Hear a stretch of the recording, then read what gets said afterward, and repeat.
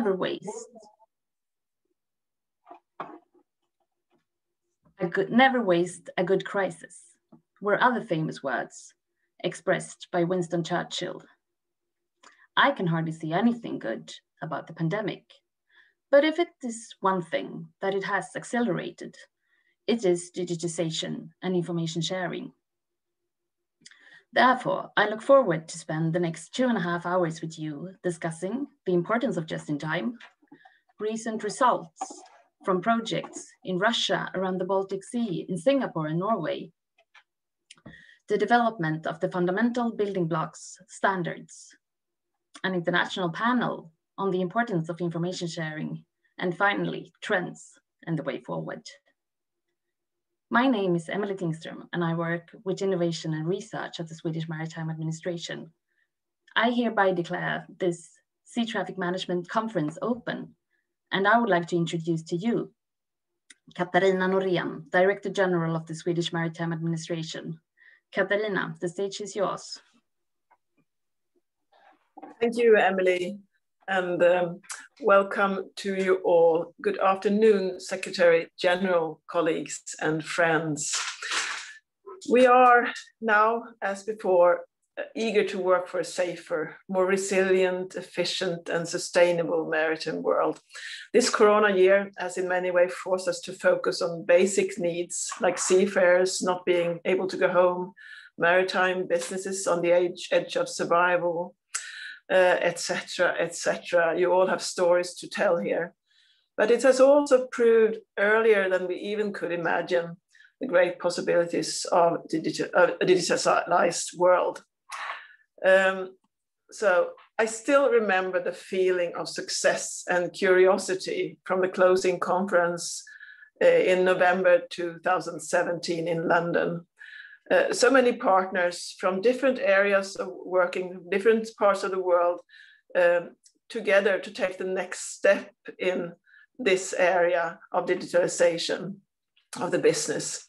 And this was to use route sharing and the STM services in all the ways we could imagine then. Today, more than 3 years later, it is even more relevant. There are always even more areas that we could use this device. Since then, a lot of work has been done and we can start to see the difference. And Swedish Maritime Administration, we are honored to be a part of this work and to host this conference today. Thank you all for the good work and that we do together. And again, welcome and enjoy this afternoon. Thank you. Thank you very much, Katarina. I would now like to welcome Magnus Sundström, Head of Research and Innovation at Swedish Maritime Administration. Magnus, welcome. Thank you very much, Emily, and good afternoon, ladies and gentlemen. I've been involved in coordinating sea traffic management initiative during the last decade and through a number of different development and demonstration projects.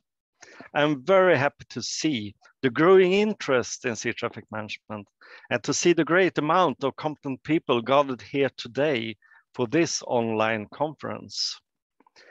The mindset of information sharing, which of course is the backbone of sea traffic management, is clearly here to stay. The possibilities and services that we see today from sharing information are just rudimental. When developing and applying sea traffic management, we challenge our current business models, the port call processes, and our current operations. This is challenging, but this is also necessary, and it will open up new possibilities. It will lower thresholds and facilitate safe, environmentally friendly, and efficient maritime transport. We have, during this last decade, taken steps from studies and research towards development, testbeds, and implementation of concrete solutions that are of benefit for the maritime society, including the shipping industry, port actors, maritime authorities, service providers, and other stakeholders. At the STM Validation Project final conference that we held in the IMO headquarters in London in the end of 2018, I promised that it was not to be the last conference on sea traffic management. Today, a couple of years later, I'm happy to keep my word. And I look very much forward to this discussion today on how to further develop sea traffic management. A number of projects and initiatives are ongoing or under development. We'll hear more about these during this afternoon.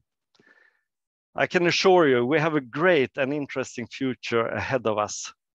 Thanks for your attention and welcome back.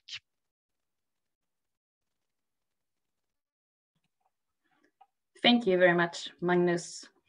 We'll turn to our first session, the keynote speakers discussing the importance of just-in-time from IMO and from the European Union. So first, I'd like us to listen in to Ktak Lim, Secretary General of the IMO. The morning tide has raised the capes of billows. Come up and feel the sun. A new morning has begun. Another day will make it clear. Kaisa. Excellencies, ladies and gentlemen, shipping is moving into a digital era. To meet this challenge, we must harmonize and standardize digital information for ships-to-ship and ship-to-shore communication, so that personnel on board and ashore can make decisions based on real-time information. Digitalization is a solution, but the challenge is how to ensure it is fully implemented across all nations and all ports. The benefits of digitalization and automation need to be exploited to full advantage, while ensuring user needs are taken into account. At IMO, member states are working together to make this a reality. The digital exchange of information between ships and ports is mandatory under IMO's Facilitation Convention. This is a more reliable and efficient way to conduct business. We now need to ensure the wider endorsement and the global implementation of the single window scheme for clearance processes in port. By allowing submission of all information required by various government agencies through one single portal, port clearances are streamlined, benefiting the maritime supply chains. To support the developing countries, IMO has started a pilot project to promote the development of the single window systems. To further enhance the efficiency of shipping and across the supply chain, we need to do more. This week, IMO's Facilitation Committee is considering the harmonization of data exchange in all areas of the ship-port interface beyond clearance processes. New data elements under consideration include operational data, such as services timestamp, which support the implementation of the just-in-time approach. Digitalization can also ensure safer and more environmentally sound shipping. To this end, IMO has developed a strategy for the implementation of e-navigation, the harmonization and standardization of digital technologies and user interfaces. In addition, we are supporting our member states in utilizing more advanced pre-arrival information to assist in reducing emissions from ships with just-in-time arrival. You will hear more on this later today in our presentation on IMO's work to support just-in-time arrivals. This contributes to IMO's ambition to reduce and ultimately phase out greenhouse gas emissions from shipping, in line with the initial IMO GHG strategy. IMO's work in the area of facilitation of trade is largely geared toward harnessing the power of digitalization to create a safer, more efficient, and environmentally friendly maritime sector, which is in line with the aims of this conference. I wish you every success in your deliberations and look forward to hearing the outcomes. Thank you.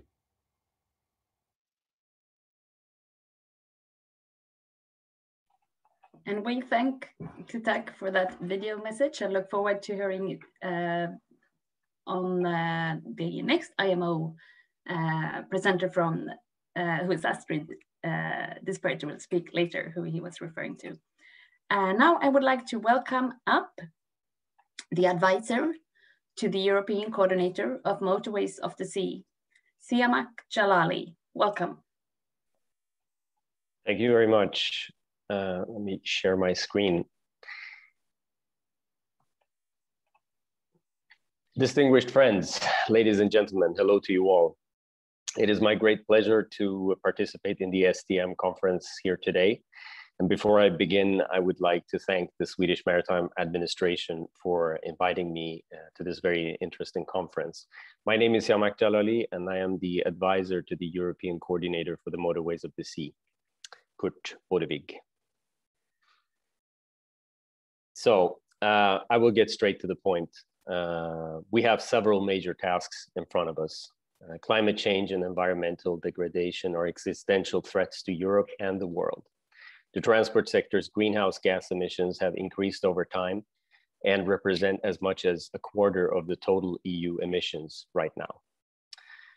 The European Green Deal calls for a 90% reduction in greenhouse gas emissions from transport. And the Sustainable and Smart Mobility Strategy from December last year calls for a 25% increase of short sea shipping by 2030 and a 50% increase by 2050.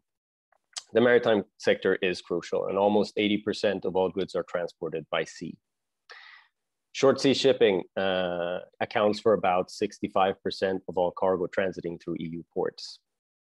You already know all of this, but nevertheless, the continued attractiveness of maritime transport depends on efficient logistic chains and the integration with the hinterland, among other things. Later this year, the revised Trans-European Transport Network regulation will be presented to the member states, and it will contain a revised approach for the maritime pillar. To reach the ambitious objectives in the Green Deal, as well as in the Sustainable and Smart Mobility Strategy, we need to reinforce our efforts. Therefore, the European Maritime Space was introduced in the latest Motorways of the Sea detailed implementation plan. And it is the vision of a sustainable, a smart, and a seamless maritime sector in the EU. With this, we are reinforcing our efforts. The first pillar of the European Maritime Space is the idea of a sustainable maritime space, and it addresses the objectives of the priorities that I mentioned before in the Green Deal and the Sustainable and Smart Mobility Strategy, and of course also the 10T regulation itself. For instance, through a stronger support for innovation of non-fossil fuels and new types of engines. The second pillar addresses a seamless European maritime space, and the idea here is to ensure seamless transport flows. For this reason, it is vital to improve the hinterland and last mile connections, and this would contribute to reduce the number of trucks on our roads. The third pillar, a smart and interoperable European maritime space, has digitalization as a key principle. Digitalized systems help to make transport flows more efficient, both on sea and on land. And we must overcome the current rigidities, complexities, and the fragmentations of systems related to the port's operations for cargo. A fourth pillar on resilience is planned in our upcoming work plan, the detailed implementation plan, which is due later this year. And without going into further details, it would address the following things. Firstly, to encourage new and more maritime connections, to offer more alternatives in future crises. Secondly, to support the deployment of ICT solutions for transport. Digitalization and ICT solutions for transport must be secure, efficient, and effective in possible future crises. Thirdly, identifying how to maintain operations of critical services imports during future crises, both crises such as the accident that took place in the Suez Canal recently, but also climate-related crises. And of course, fourth, to diversify our energy use. With that said, significant investments are needed in fleet renewals, in alternative fuels infrastructure, in ICT solutions, and last mile connections to the rest of the TEN-T to ramp up the decarbonization efforts. And the co-funding instruments of the EU, they provide opportunities, but commitment is needed from all stakeholders. Grants from the European Union alone will not be enough to tackle the challenges of the maritime sector and the transport sector as a whole. A strong, resilient, efficient European maritime sector is a key component to ensure sustainable development as well as European competitiveness in the future. And that brings me to the end of my keynote speech. I thank you very much for your attention. And I thank you once again for inviting me to this conference. I look forward to hearing all speakers, and I hope to be able to meet you all in person in a not too distant future. Thank you very much. Thank you very much, Siamak. That was very interesting to listen to, and I'm very happy that we're all working on ways to meet the challenges of the climate crisis that we're facing. Thank you. Thank you. So the next topic on our agenda today is the recent results. So we're going to hear from several projects and initiatives in and outside of Europe. And first out at this session, from the Sesame Solution 2 project and Kongsberg, Todd Schuett, welcome.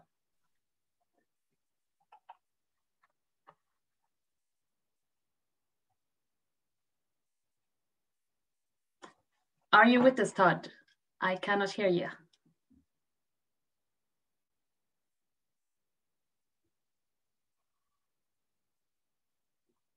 Kajsa? Yes. Can you hear me now? Yes, very well. Thank you. Somehow the microphone got switched.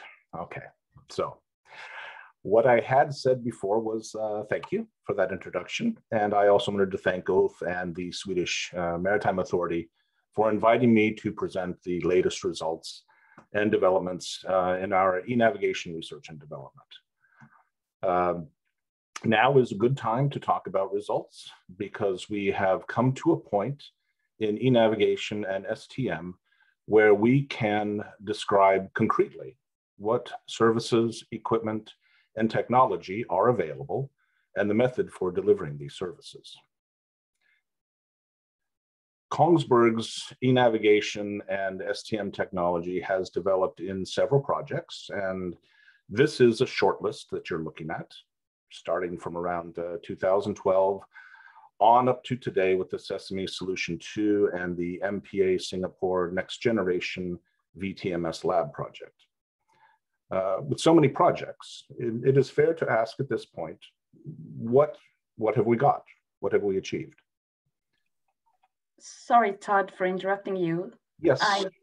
I don't see your presentation. Maybe that is the case. Oh my gosh. Okay, then I will,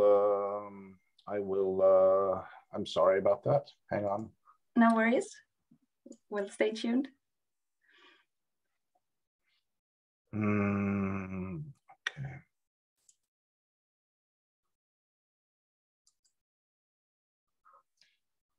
Fortunately, you didn't miss very much.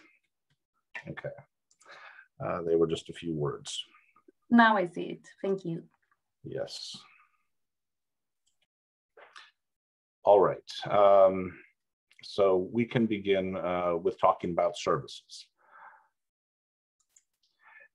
Here are the services that have been developed in the Sesame and the Next Generation VTMS Lab projects. Not all are Kongsberg developments. The Solution 2 service for mandatory ship reporting is the most significant, and it is the largest step forward for e-navigation. And this was developed by the Norwegian Coastal Administration through the Sesame and the STM Baltic projects. Another recent evolution is the functionality for not just sharing routes, but actually assigning routes and sending those. And this is what we are referring to with the reference route and the pilot route services. And I wish I could talk about all of these services in some detail, but time is limited. So I'd like to direct your attention to the box in the upper left corner, VTS, INS, NAS, and TOS. What exactly are these services? Well, we know that it's VTS information service, navigational assistance service, and traffic organization service.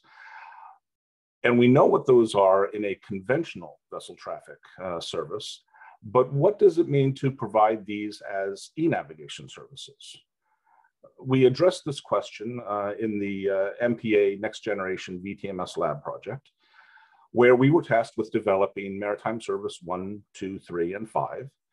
And MPA concluded, in the context of their Maritime Living Lab, that if a VTS system can receive a ship's route, reply with graphical and text information about traffic congestion, close quarter situations, and other potential hazards for navigation, such as a dredging operation or a diving operation in the VTS area, as well as confirm a vessel's ETA and do all of this in a sort of a harmonious digitalized manner, then the VTS is providing an information service as well as a navigational assistance service and a traffic organization service, or Maritime Services 1, 2, and 3, respectively. Now, I should also add that the distinction between Maritime Service 1, 2, and 3 is pretty much a moot topic, since these three services are soon to be combined and become simply probably Maritime Service 1 or a VTS service, perhaps. So if we move on to ship systems, the STM validation project gifted us with several e-navigation enabled ECDISes, which can share routes with other ECDISes and shore stations. A back-of-bridge planning station has emerged as the ideal ship system for automated electronic reporting. Apps will likely have a role for coordinating tugs and pilots and berths and more in a just-in-time arrival service. And a new application for the bridge has been developed in the Sesame Solution 2 project called HD-NICE. Now, HD-NICE stands for the Harmonized Display of Navigational Information Received via Communications Equipment. And if ever there was a name begging for an acronym, it would be that one. HD-NICE has developed to support a Norwegian-led initiative in IMO. And Kongsberg intends for this to be a class system to serve as a consolidated display for navigational safety data, such as NAVTEX, which is currently presented in a non-harmonized and rather outdated manner. We also see that HD-NICE is a sort of e-navigation data hub, sharing routes between an ECDIS and a planning station, for example, as well as displaying the navigational warnings and the VTS information that is being sent from a shore station. And that's so that the ECDIS does not become overloaded. Now, if we are to move on to the shore systems, the main thing that has developed here, the most significant development, is the emergence of a maritime single window as being rather key in providing e-navigation services, specifically the mandatory ship reporting, and also the role of a management information system in providing e-navigation services. And finally, we should say a word about e-navigation services and how they are delivered. In short, a digital platform is required where users can be authenticated and services can be discovered. Many platforms are already in operation in the maritime domain, providing various levels of connectivity and services for vessels. Now, Cognify is Kongsberg's platform, but it's just one of many. And from our perspective, these proprietary platforms should be understood as providing commercial services for fleet management and vessel optimization, maintenance, this sort of thing. Whereas a platform such as Navlink which you'll be hearing about shortly, is really about providing safety-related data. And the technology solution providers, such as Kongsberg, are not so much providers of e-navigation services, but rather are enablers for e-navigation and STM services. So an e-navigation service is not provided by a technology provider. It's provided by coastal authorities and port authorities, coast guards, and others, and rarely by the technology providers themselves. So there might be an exception or two, but generally the role of technology solution providers in the context of e-navigation has emerged as being an enabler for shore authorities to provide digitalized STM and e-navigation services. And with that, I would like to say thank you for your attention, and I look forward to any questions. Thank you, Todd. I have a question for you. When it comes to expanding the number of services that can be provided, what is the single largest roadblock, would you say? Standards. We need more standards, quite simply. The more standards we have, the more possibilities we have for expanding the services. So it's really as simple as that. Good. Thank you very much. I can mention that we will digging into standards a little later, but we have some more sessions, speakers on the recent results first. So thank you very much, Todd. I would like to present to you the next speaker on this session, being Linda Astner from Port of Javelin, who will tell us more about the Efficient Flow project in the Baltic Sea. Linda, welcome up. Thank you. First of all, can you hear me and see me? I can hear you and see you. Not yet any presentation though. Okay, great, thank you. Then first of all, thank you very much for inviting me to share our work and to share the port perspective. I'll share my screen.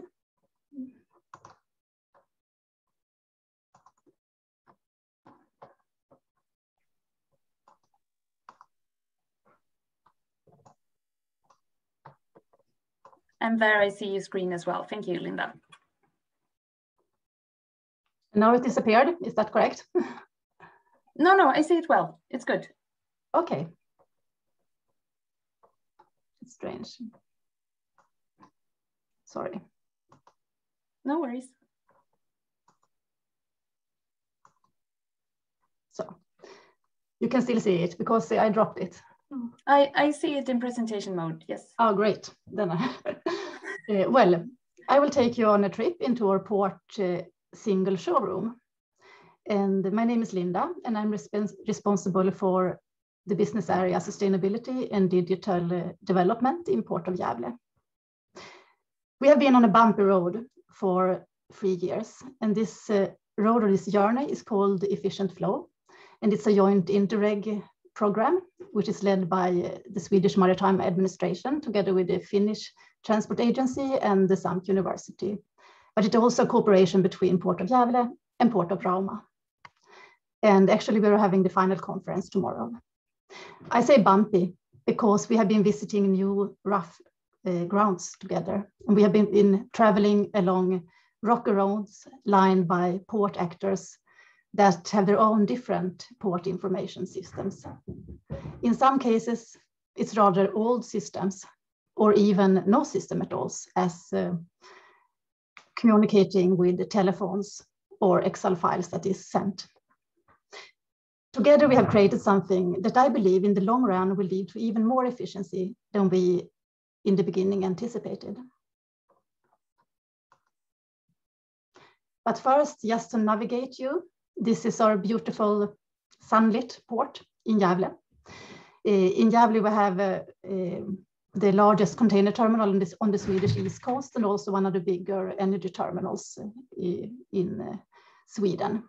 And our main customers, just to orient you, is the heavy industry with the steel and the wood products in North Middle Sweden and also consumer products from Middle Sweden. As you very well know, digitalization is not a goal in itself, but a tool. And you could say that for us, the Port Activity app has been an important part of a larger concept, a concept covering energy optimization, sustainability, and development of port processes. And it is important for us to develop joint port processes because we do have many actors and they will all benefit from working lean together and cooperating. And the Port Activity app is an important tool to exchange information about traffic flows and to make that available and transparent to everyone. I used to call it a port single showroom, and that is because it is not a decision-making tool, but rather a window or a showroom where you can have a joint vision and everyone can see the same thing, what is going on, what will happen, and have the same planning horizon. And the information we share is traffic information, and the basic unit for that is carriers or vessels. And this showroom is, of course, dependent on the data going into the showroom. The data that we are receiving in this is the Swedish Maritime single window data, also the port system, the terminal systems, pilot systems, and we have a compatibility with the STM, or you can use a web form if you don't have that as a vessel. And also we have something that is very important for us, an AIS signal going into the system. And you can put manual input in it, and also you can choose what push notices to receive from the system. It is a mobile first device, but it is also a website. And something that has been also important for us is to have a lot of the sources automatic. After announcing your arrival in the Maritime single window, you can follow the vessel approaching the port with the AIS signal. And together with a little bit of machine learning, you get a pretty good estimation of the arrival time. And we have also a functionality that we call dead reckoning, which means it's actually a simple calculation that you put distance and speed together, what you usually do manually, to get also a pretty good second opinion about their arrival. And just to say about this machine learning for the AIS, it's a simple machine learning, but we have actually been noticing how it gets better and better the more we use this app.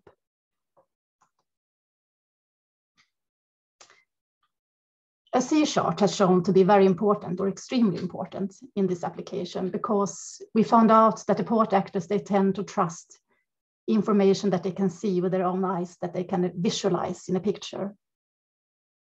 And arriving into the port or arriving at the port in the port area, we have created what you can say an invisible digital line that we call the outer port area. After crossing that line, you're where you can wait for pilotage and you usually anchor there. And then we have another invisible line, which is when you enter the port fairway in the right picture. And then the pilotage has started.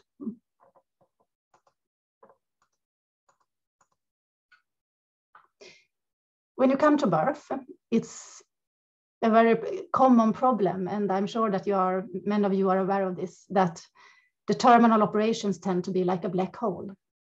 No one knows what's going on. Time has stopped or is inverted maybe, and laws of physics cease to exist.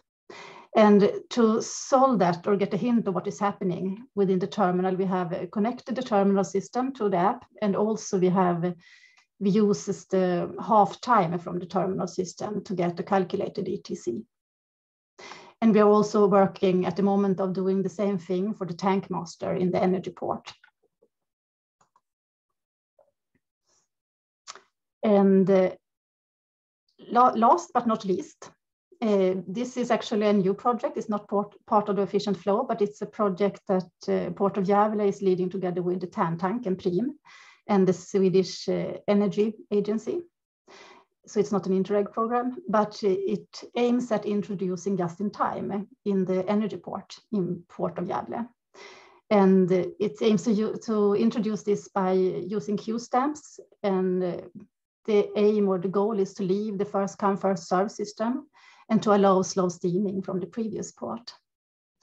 And this, the connection to the port activity app is that these Q stamps are requested from the port activity app, or if you don't want to use that, you can use a web form, a normal web form. And they are also shown in the port activity app. And the more important, maybe, the port activity app is a way of verifying what is going on in the port area.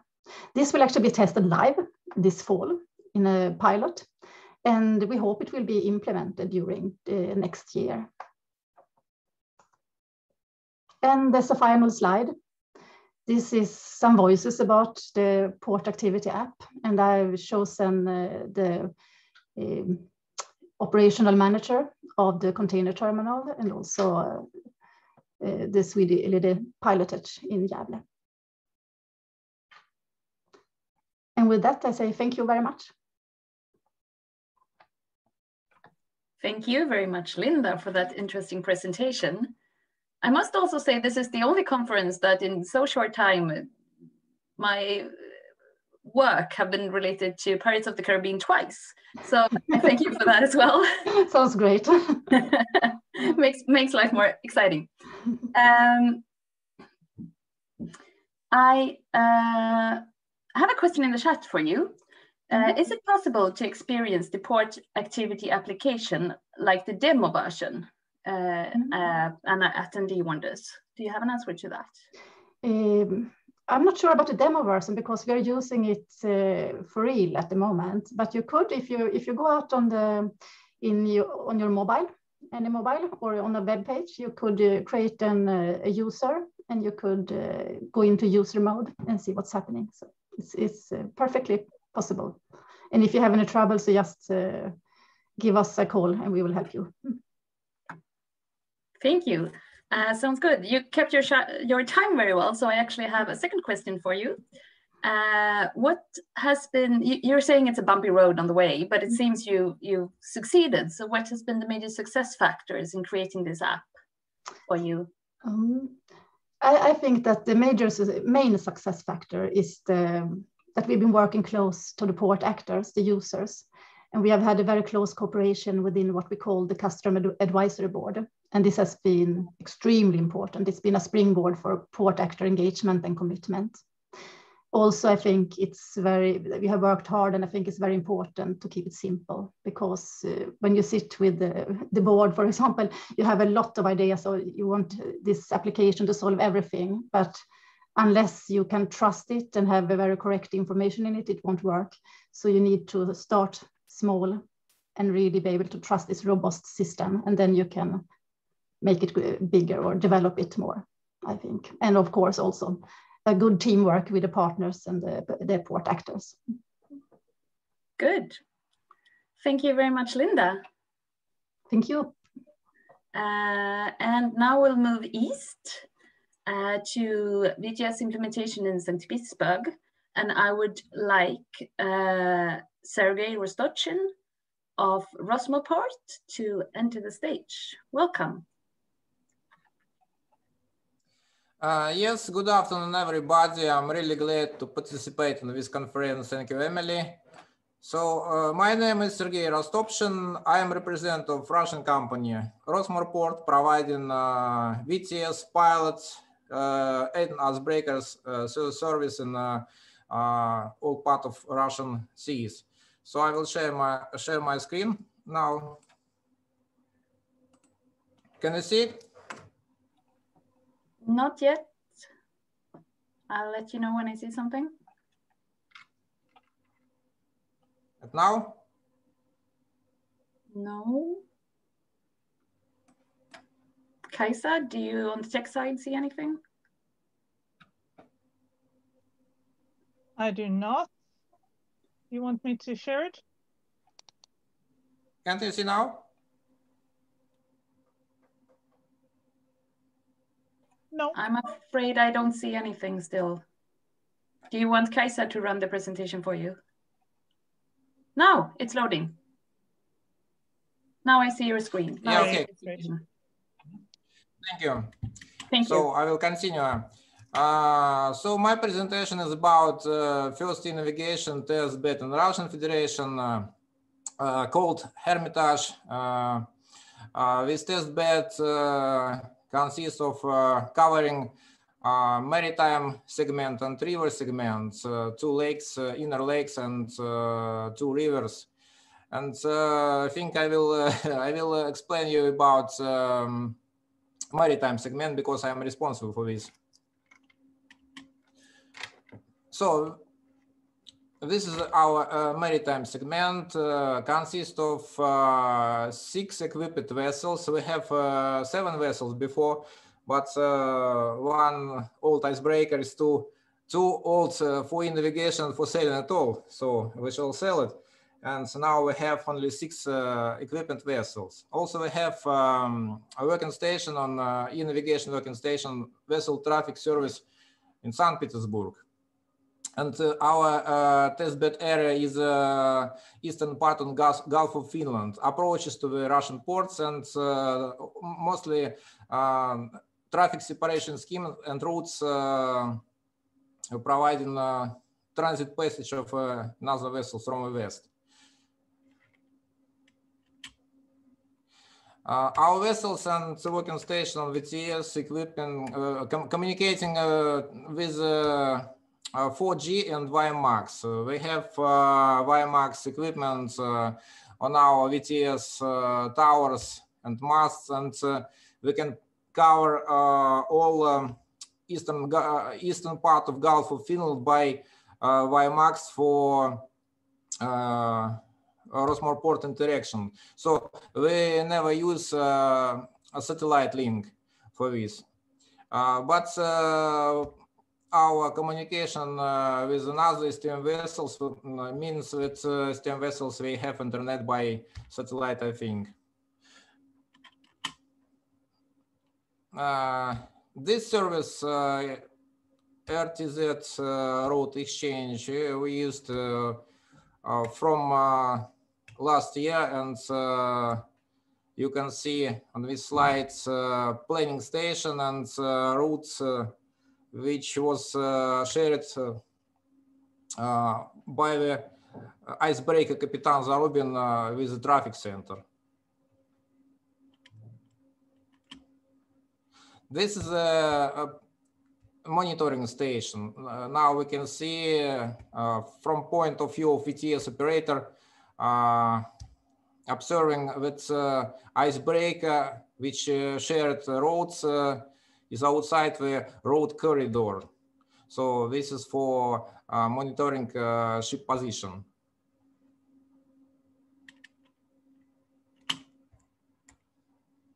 And also we used information exchange by using the chat together with STM vessels and vessels of our company. We use chat. It was some substitute of AIS messages.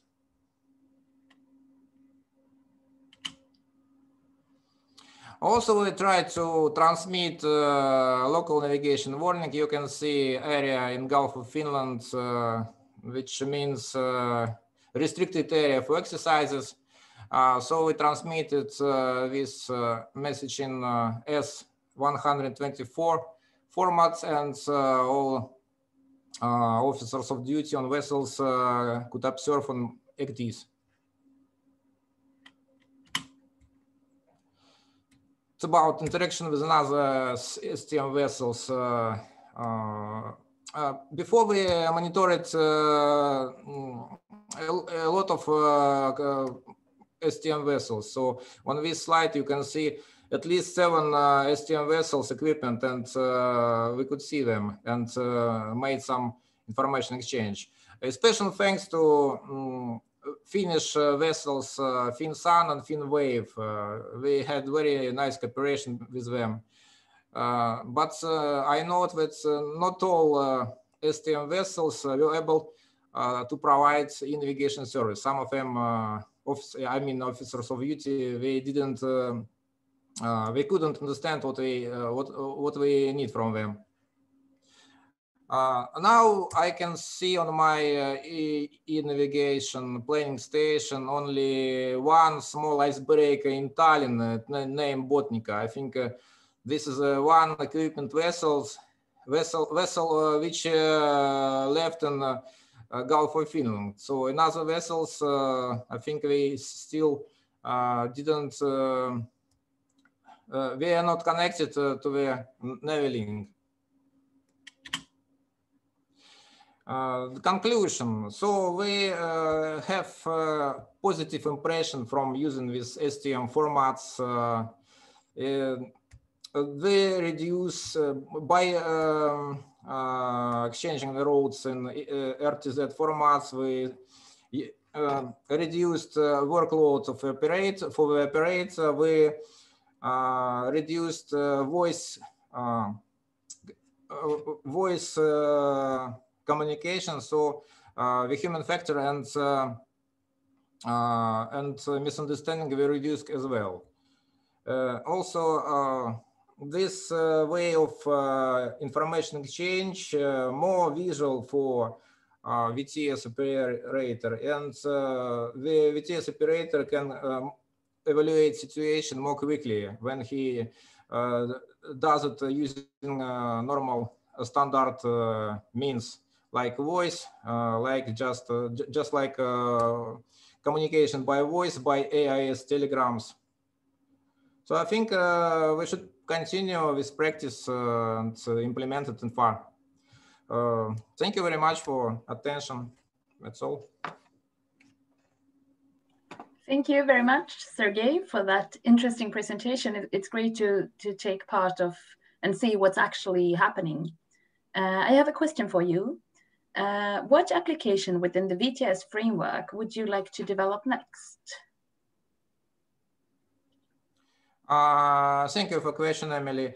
I think in further use we can prolong to use these services in the port area. So we have trained enough in coastal area. Now we can move to the port of St. Petersburg in a local area and to use this in framework of traffic organization service.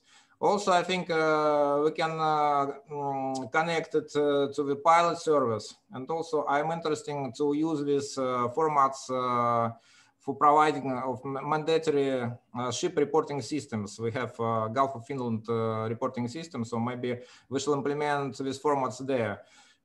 That's all. Sounds very good to me. Thank you very much for all this.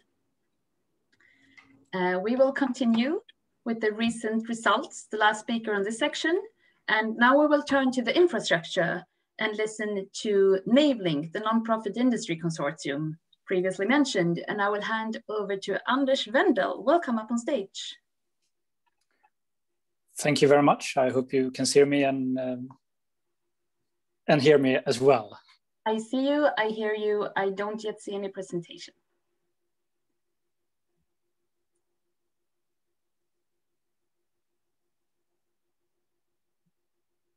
Now I do.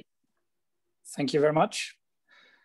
First of all, thank you very much for a very interesting conference and inviting us to talk today what we have achieved, or actually not we, what we in common and together have achieved during the last 1.5 years, more or less. Navlink, a new player on the scene. Our insignia you can see on the slide up on the left corner. It's supposed to, you can look at it as a boat or ship in front, but it's supposed to be also a shield. The shield for protection and the protection of information. The circles could be seen as harbors, logistic hubs, ships, or ports, or actually whatever you would like. And the dots connecting them are actually the links that we need. And all of that we are trying to provide through the international non-profit industrial consortium Navlink. In the audience as well, you have a colleague, most of you have met him before, Michael. So if there is any technical question or anything, or you could always chat with Michael as well during my presentation. Next slide, please.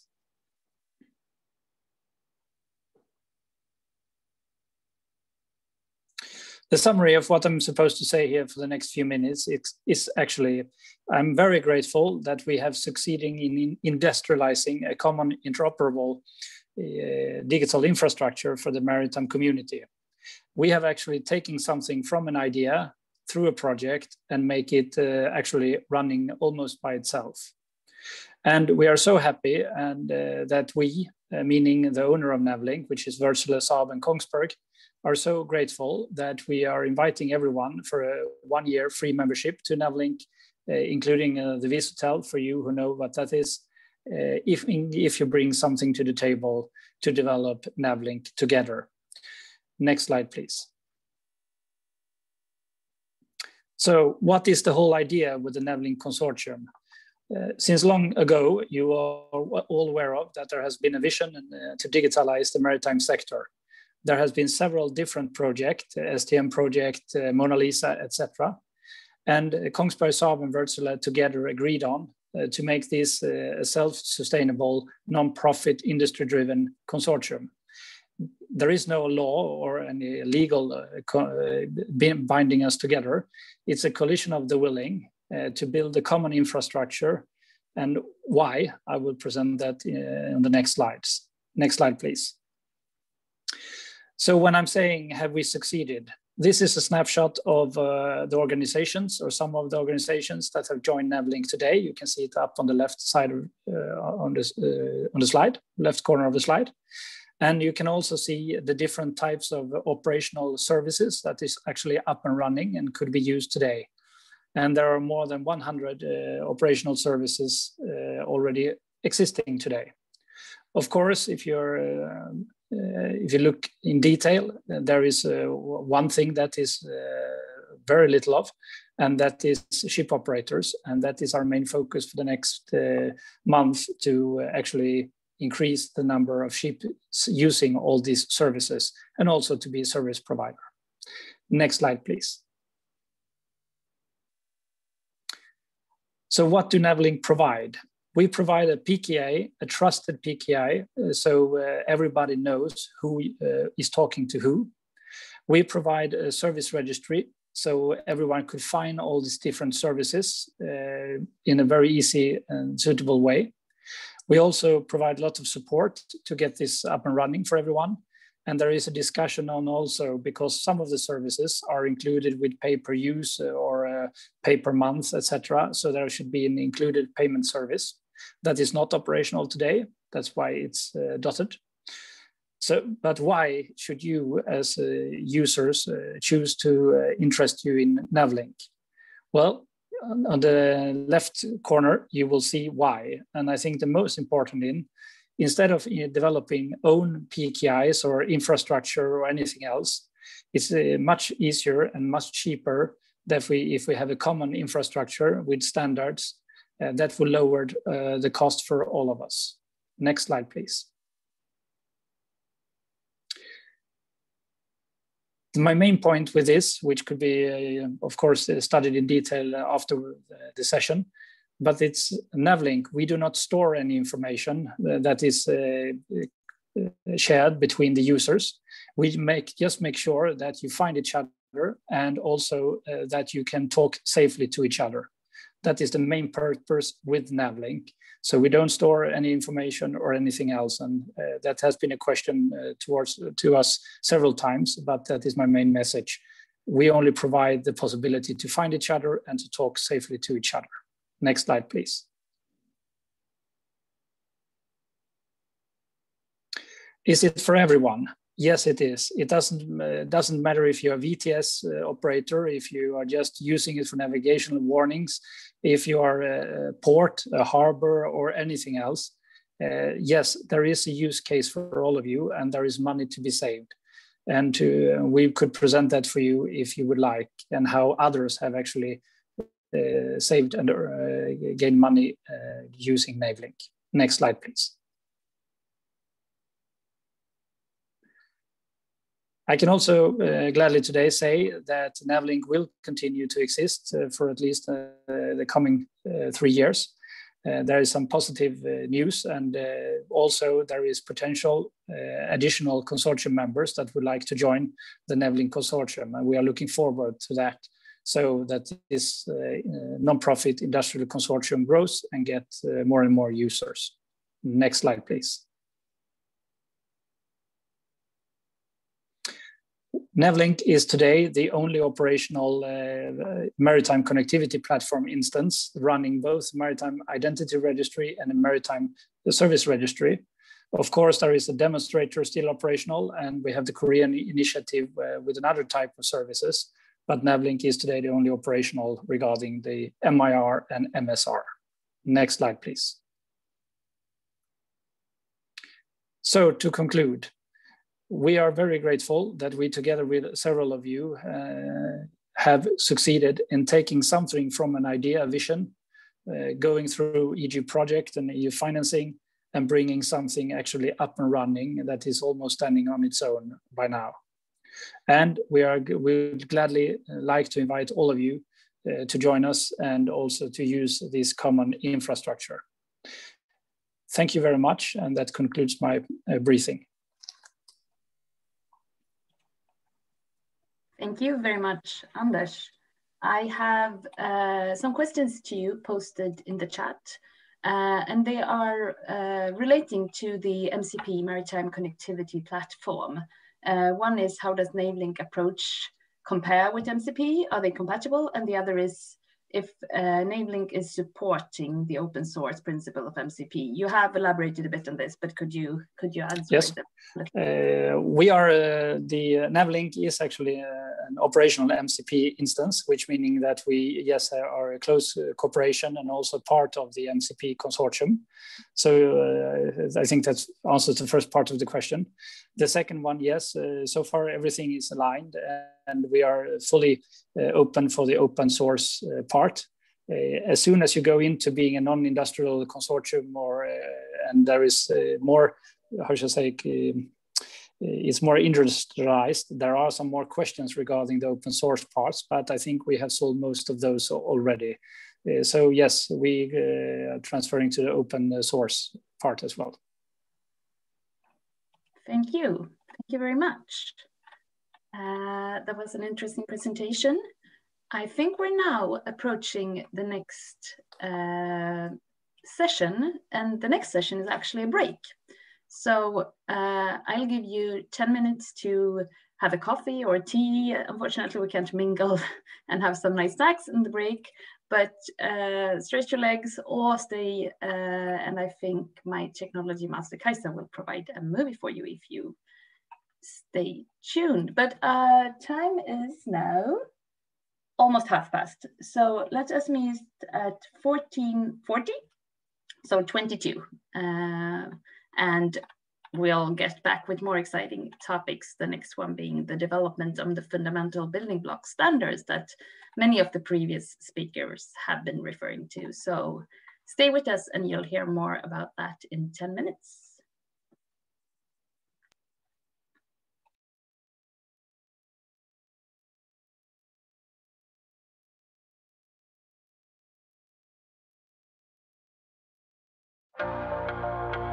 Every process can be improved to have a more efficient flow. The Efficient Flow project has improved the flow in ports and for ship sailing in the narrow central Baltic archipelagos. Today, all ship routes are managed individually. Sometimes ships need to wait close to narrow passages. By sharing the routes with all other ships, a new easy-to-use tool assists the bridge personnel to adjust speed and smoothly meet other ships where there is more room. The biggest benefit with STM is to improve the safety in archipelago and also save fuel and emissions. Information sharing with and within ports makes planning more efficient for all actors involved in the port call. And everybody wants an easy-to-use app with up-to-date information. The biggest benefit for us is knowing that the operational planning is actually correct, so the vessel is actually on time. If a vessel is late, you have several hundred boxes you have to replan. But if a truck is late, you only have to reschedule one box, and it's a lot easier. The port app has affected my work by reducing a lot of stress due to me not having to make a lot of phone calls, for example, to stevedores, tugboats, and linesmen. With the new app, it's easy and efficient to access the up-to-date information in a single window. We pilots, we input data, timestamps to our own pilotage management system, and that system transfers all the data to this Rauma Port Activity app every minute, so it stays updated all the time. The Javelin Port Activity app gives all actors a common view of the port call, what will start and finish when. We believe this will make the actors more efficient, and also the turnaround times of the ships in Javelin will decrease. This will in turn lead to less emissions and an overall better environmental performance. For Tärntank, it is the possibility to slow down and arrive just in time. And then there are improvements on the shore side, which will make the transport flow more efficient.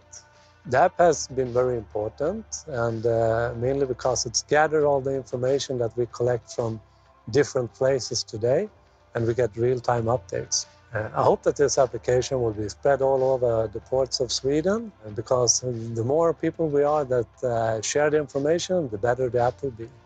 The implementation of the Port Activity app makes a difference for actors in the port of Rauma and Gävle. And any port can reuse and adapt the solution, as it is based on open source code and global standards. It is all about sharing.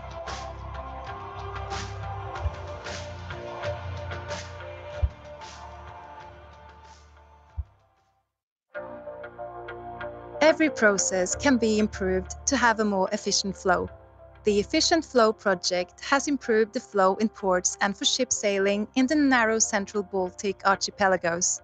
Today, all ship routes are managed individually. Sometimes ships need to wait close to narrow passages. By sharing the routes with all other ships, a new easy-to-use tool assists the bridge personnel to adjust speed and smoothly meet other ships where there is more room. The biggest benefit with STM is to improve the safety in archipelago and also save fuel and emissions. Information sharing with and within ports makes planning more efficient for all actors involved in the port call. And everybody wants an easy-to-use app with up-to-date information. The biggest benefit for us is knowing that the operational planning is actually correct, so the vessel is actually on time. If a vessel is late, you have several hundred boxes you have to replan. But if a truck is late, you only have to reschedule one box, and it's a lot easier. The Port app has affected my work by reducing a lot of stress due to me not having to make a lot of phone calls, for example, to stevedores, tugboats, and linesmen. With the new app, it's easy and efficient to access the up-to-date information in a single window. We pilots, we input data, timestamps to our own pilotage management system, and that system transfers all the data to this Rauma Port Activity app every minute, so it stays updated all the time. The Javelin Port Activity app gives all actors a common view of the port call, what will start and finish when. We believe this will make the actors more efficient, and also the turnaround times of the ships in Gävle will decrease. This will in turn lead to less emissions and an overall better environmental performance. For Tärntank, it is the possibility to slow down and arrive just in time. And then there are improvements on the shore side, which will make the transport flow more efficient. The app has been very important, and mainly because it's gathered all the information that we collect from different places today, and we get real-time updates. I hope that this application will be spread all over the ports of Sweden, because the more people we are that share the information, the better the app will be. The implementation of the Port Activity app makes a difference for actors in the port of Rauma and Gävle. And any port can reuse and adapt the solution, as it is based on open source code and global standards. It is all about sharing.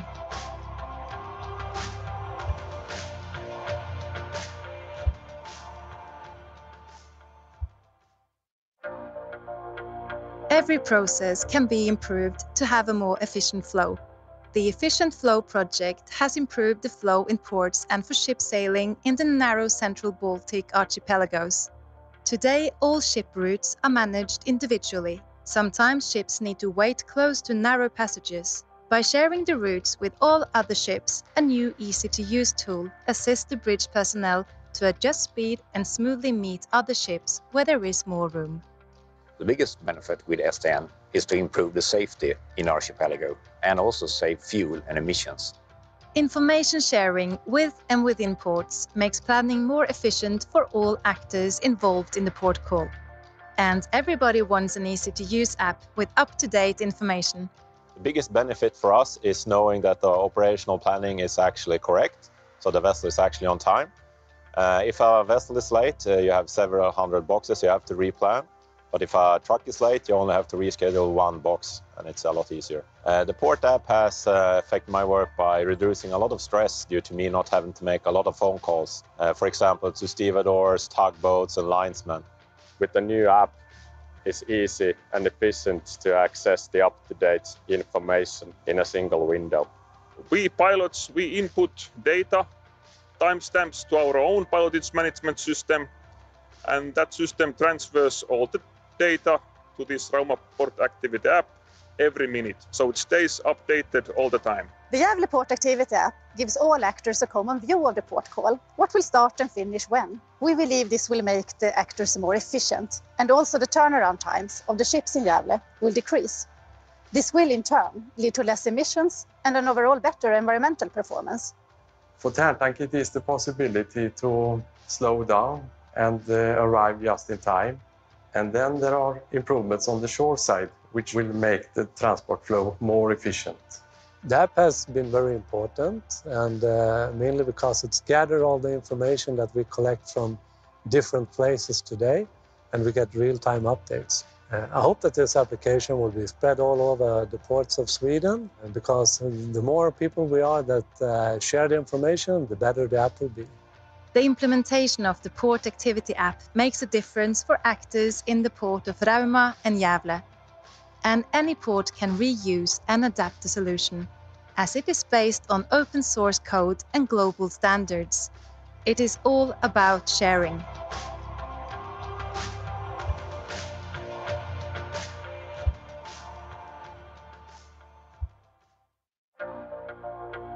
Every process can be improved to have a more efficient flow. The Efficient Flow project has improved the flow in ports and for ship sailing in the narrow central Baltic archipelagos. Today, all ship routes are managed individually. Sometimes ships need to wait close to narrow passages. By sharing the routes with all other ships, a new easy-to-use tool assists the bridge personnel to adjust speed and smoothly meet other ships where there is more room. The biggest benefit with STM is to improve the safety in archipelago and also save fuel and emissions.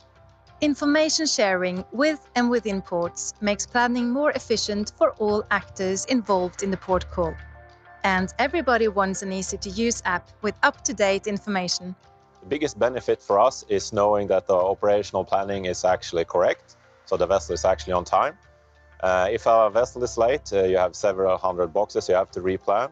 But if a truck is late, you only have to reschedule one box, and it's a lot easier. The port app has affected my work by reducing a lot of stress due to me not having to make a lot of phone calls, for example, to stevedores, tugboats, and linesmen. With the new app, it's easy and efficient to access the up-to-date information in a single window. We pilots, we input data, timestamps to our own pilotage management system, and that system transfers all the data to this Rauma Port Activity app every minute, so it stays updated all the time. The Javelin Port Activity app gives all actors a common view of the port call, what will start and finish when. We believe this will make the actors more efficient, and also the turnaround times of the ships in Javelin will decrease. This will in turn lead to less emissions and an overall better environmental performance. For Tärntank, it is the possibility to slow down and arrive just in time. And then there are improvements on the shore side, which will make the transport flow more efficient. The app has been very important, and mainly because it's gathered all the information that we collect from different places today, and we get real-time updates. I hope that this application will be spread all over the ports of Sweden, because the more people we are that share the information, the better the app will be. The implementation of the port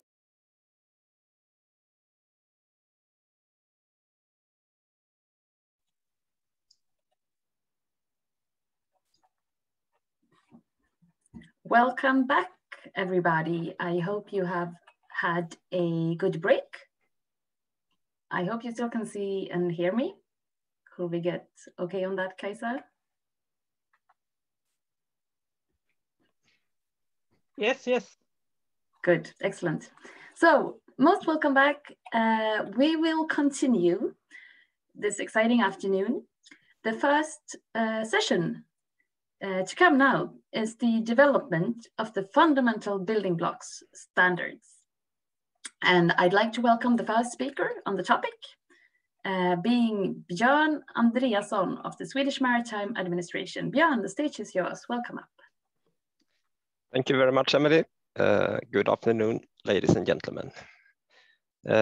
Yes, you have all heard from the previous presentations the importance of digitalization, and that everyone wants to grasp the benefits of digitalization and smart services.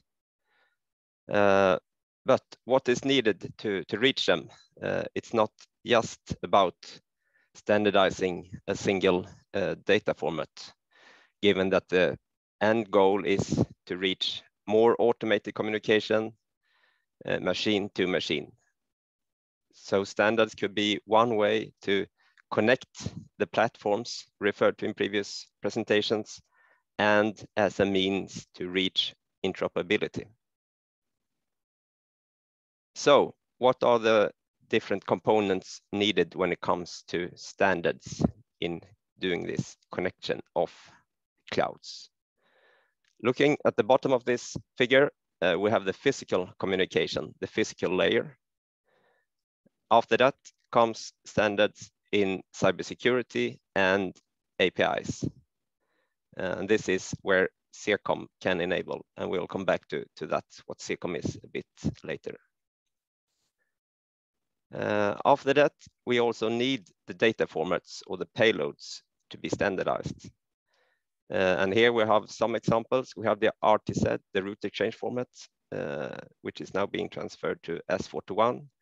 We have all of the other S100 products, and we also have port call data and ship reporting information, for example.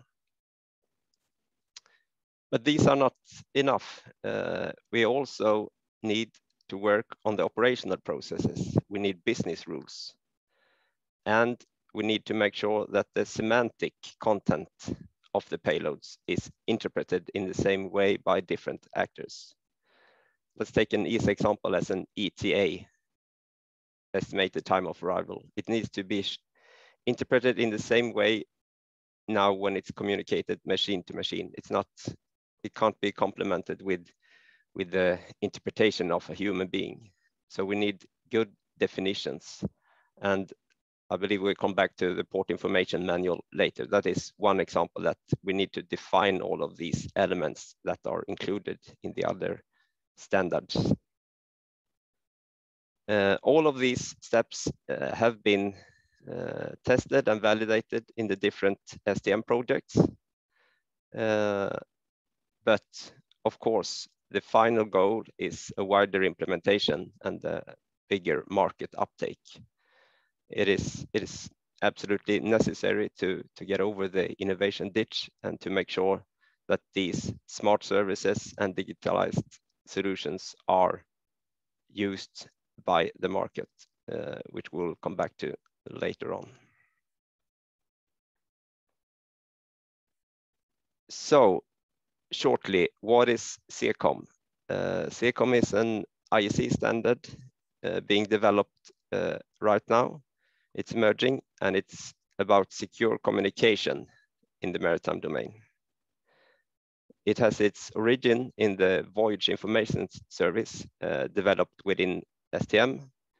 And we took what we learned during these projects and brought it to IEC, where we have continued the development and added further cybersecurity. For example, we have the communication channel security, and we also have digital signatures and encryption. So there are several layers of cybersecurity in SECOM. In addition to that, we also have the standardized API, the information service interface, that regulates how information exchange should be done. So it's the data and how to do that transmission. SECOM is also payload agnostic, which means that it can handle any kinds of payload. So you can use it for a wide range of use cases in the maritime domain. And it's also scalable so that it could be adopted to different needs depending on what will be required for the actors that wants to implement it. So that was shortly SECOM, Emily. And if there are any questions. Thank you very much, Björn. That was very interesting to hear on this crucial work that's so needed by the industry. And a question to you is, what now is the next step from your perspective? When it comes to the exchange of route plans, we have prepared an output proposal to amend the ECDIS performance standards. And the proposal is intended to be submitted to MSC 104 later this year. Mm-hmm. And the current status is that it's now being circulated in EU coordination. So the intention is to submit it, if approved, as a joint EU submission. Sounds good. When it comes to the different data formats, the RTZ is currently being overworked to become an S100 compliant standard, the S41. And the SECOM work is also ongoing in IC. So S41 is expected to be released later during this year, and SECOM during next year. Good. I hope that all goes well. You're very timely, and I see we have some additional questions here. One is SECOM available to all, or is it limited to European Union members? No, it's fully open. It's a technical standard developed by IEC, so it's an international standard available for those who would like to implement it. Which 460 gateway are you referring to? Do you have a marker or maker or brand? No, it's just that it's fulfilling the S460 requirements that ECDIS has to comply with. So it's not. This is not referring to any specific brands or so, but just technical requirements. And is SECOM complementary with navlink? As seen in one of the previous slides, SECOM has interface to a service registry and an information registry, the identity registry. So it standardizes the interfaces to a or two registries. So that could be the navlink solution, or it could be other providers of those two kinds of functionality that is required. Excellent, Björn. Thank you very much. There is still questions to you, so if you have the opportunity, you're most welcome to answer them in the chat. Yeah, thank you. It was so short time, so I'll answer them in the chat. Yeah, great. Thank you very much, Björn, for that. We'll continue on the theme development of the fundamental building blocks standards. And our next speaker from International Task Force Port Call Optimization is Ben van Garpenzeel. Ben, welcome up.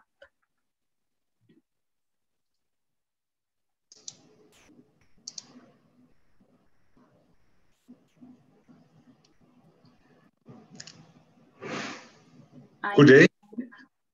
I hear you, but I cannot yet see you, Ben. No, the camera seems to be disconnected. But please just start the presentation. Then we see your presentation and we continue with your voice. Thank you. Yes. No, thank you for inviting me to this conference. I'm the chairman of the International Task Force Port Optimization, which is a group of shipping lines and ports working together with NGOs to introduce standards for data exchange. Next one, please. So most important before we do anything is the scoping of the data. So based on the feedback of ports and shipping lines, we have the starting point that we must first be compliant with existing IMO objectives and regulations. So the scoping of the data was a lengthy exercise. So where do we start and where do we stop? So for nautical data, we have 3 data elements that we want to realize based on being compliant with berth-to-berth navigation and the IMO Blue Code, the minimum data that should be available in a port information book. The same we do for administrative data, and for operational data, it's all about first being compliant as a minimum. Next one, please. However, at the same time, many parties in that group are also data owners, and their request is we need to ensure that we reduce the administrative burden to share the data. So for that, we need standards. Next one, please. So because they like to share one-to-many, they need a global standard which is minimizing, again, the administrative burden, but also improve reliability and avoid delays in update. Next one, please. Well, no need to explain in this audience that they require global standards. Next one, please. And implementation of these standards require a lot of investments, not only in money and in time to change existing digital infrastructure, but also in culture change, in the people that need to use the data. Next one, please. So before we go to an investment decision as a port or as a shipping line to implement these standards, the first question that you get back from the board of directors, how robust is this standard? How sure is it that parties will implement the same standard? So it needs to have the commitment from both shipping and ports. It needs to be robust. The party of that standard should have been there for the last decades and in the decades to come. Next one, please. So that's why we need not only standards for the non-technical standards, so are we talking about the same object, but we also need a standardization body for the technical standards. How do we transfer data, cybersecurity, accuracy, etc. Both of them are needed to make system-to-system exchange possible for interoperability. Next one, please. So after careful consideration from both ports and shipping, for nautical data, we have selected the International Hydrographic Organization because only that organization is realizing the authorized electronic and paper products for navigation. Same for administrative data. The only party assigned by the United Nations to facilitate this standard is the IMO FOL, the IMO Compendium.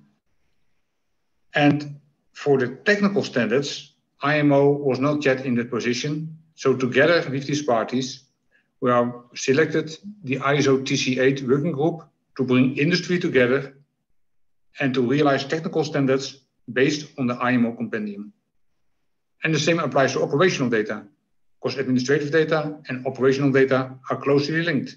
They use the same timestamps, they need the same updates. Thank you. Next one, please. So the accomplishments so far is that together with the International Hydrographic Organization, we are about to finalize the standards for nautical data. Again, the minimum data set first, based on the safe berth-to-berth navigation and the IMO Blue Code. Next one, please. Same applies to administrative data. Again, today we learned that IMO has approved the service timestamps of starting and completion times. The arrival and departure times of ships were already approved, and that they already also realized standards guidance for parties who are willing to implement the standards. Next one, please. And for operational data, same thing. Also today, it was concluded in IMO 4 that we also need guidance for operational data, and we need a paper to make sure that all parties implement the IMO 4 compendium and the ISO TC8 standards to make things compatible with one another. Thank you. The last slide is to say thank you. Thank you. Thank you. Thank you very much, Ben. It seems that there is a joint understanding that this is crucial and that we need it. You've been kind of touching on the topic, but why aren't all the standards in place already? What has delayed the process? Could you elaborate on that, please? Well, the big pitfall of shipping is that we think we are an ancient industry and all the standards are there already. However, it is not true. For example, simple definitions of what is a berth or what is an ETA, we think that the definition is there, but if you go into the details, for example, what is a berth, where does it start, where does it stop, how do you define a berth, etc. Same for estimated time of arrival. There was an estimated time of arrival, but without a location. So then it makes no sense. So coming to the very, very nitty-gritty about the non-technical standards and the technical standards and have them maintained by a robust standardization body and work along a very defined scope based on being compliant first, that is a very robust and very secure way forward. But it is not a very sexy performance. It's not very, you cannot make a lot of glimmer and glamour when you just follow the rules first and do the basics first. Thank you very much, Ben. Life cannot always be glamour. That was very interesting to hear about. I will now hand over to my colleague at the Swedish Maritime Administration, Ulf Siva, for the global panel. Ulf, welcome up and introduce your panelists. Thank you. And I must disagree here, and I will say that life can always be glamour. That's why I celebrate this great conference by turning my disco ball in the office on, because life is glamour and so is sea traffic management. I will head a panel of 5 panelists, and you're welcome to submit questions in the Q&A sort of chat function. I know a lot of you have found it already, and that's good, but for you who haven't, just want to state that it's open for you. And the questions will be answered either live or in writing. And to introduce the panel, I would like to ask the panelists to turn on their cameras. And I can see they're coming in, and you've already met Ben van Scherpenzeel, you met Björn Andreasson, but I will let the other panelists shortly introduce themselves. And starting with Jun Leon, please. Yes, good afternoon to everybody. Thank you for inviting me. My name is Jun Leonharvik, head of the Department for Navigation Technology and Pilot Management in the Norwegian Coastal Administration. And that's a short, clear introduction. Michalis, would you like to introduce yourself? And Kaisa, would you put a slide on, please?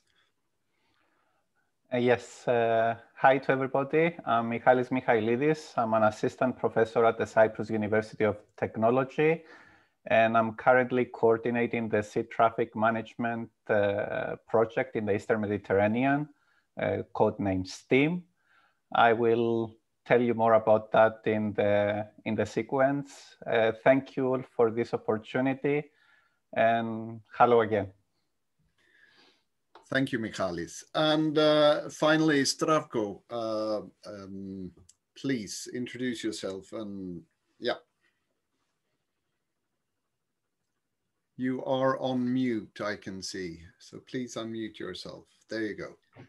Good afternoon from Zagreb, Croatia. First of all, I would like to thank the organizers hosting the conference, and of course to all of respected participants. My name is Rako Seidel. I'm head of Maritime Safety Department in Croatian Maritime Administration, responsible for international, EU, and national administrative and expert activities related to maritime safety and security, marine environment protection, search and rescue, vessel traffic management, and coast guard functions. Thank you. Thank you. And I believe Croatia and other countries around the Adriatic and Ionian Sea are also heading into an e-navigation project.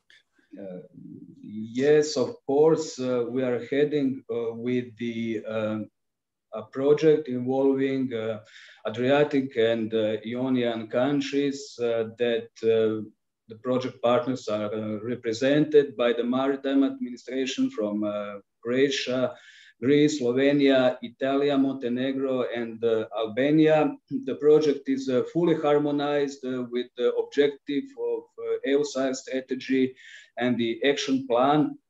And for the Adriatic and Ionian countries, it is a project of strategic importance for improving maritime safety. And beside other activities, the implementation of sea traffic management system is mentioned to be delivered through the project activities. Okay, thank you very much. I'll start with the first question to you, and please keep the answers short and crisp so we can take care of many questions from the audience. So, which actors close to you are most keen on making information sharing happen, and why?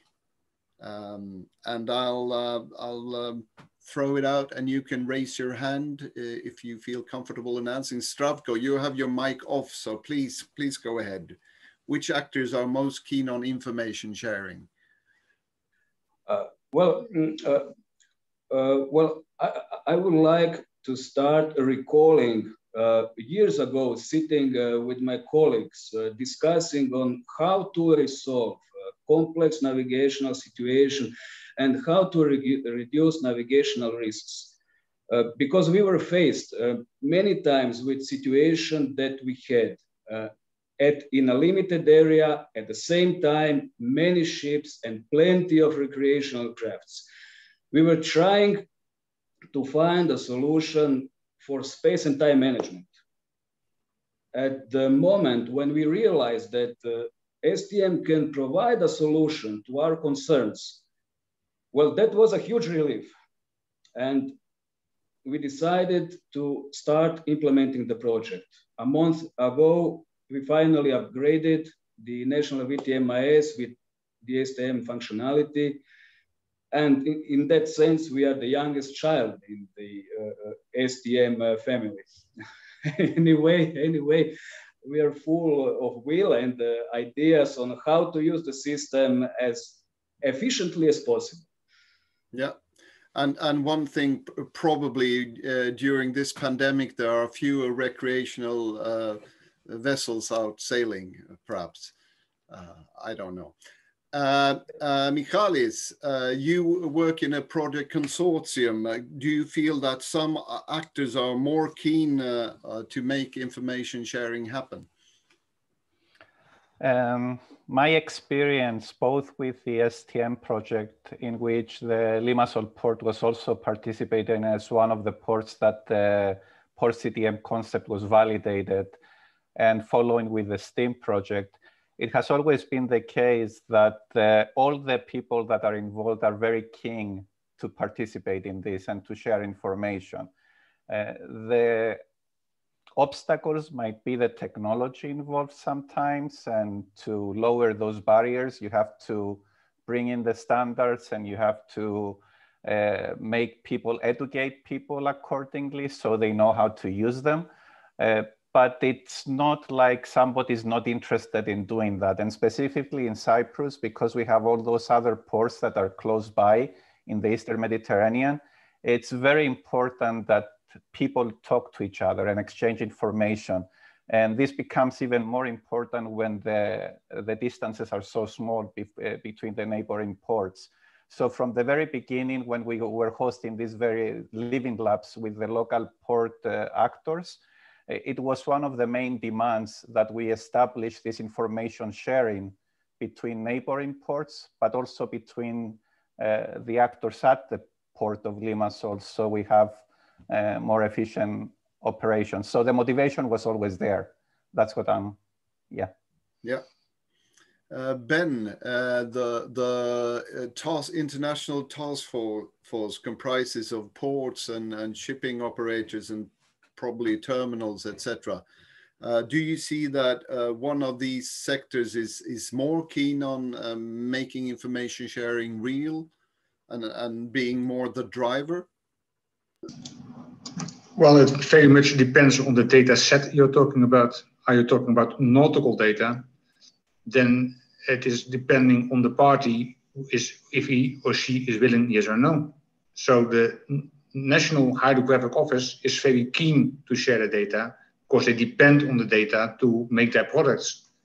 However, the data owner, the port or terminal, may find it in first instance sensible to share dev data because they are not completely aware about the legal consequences.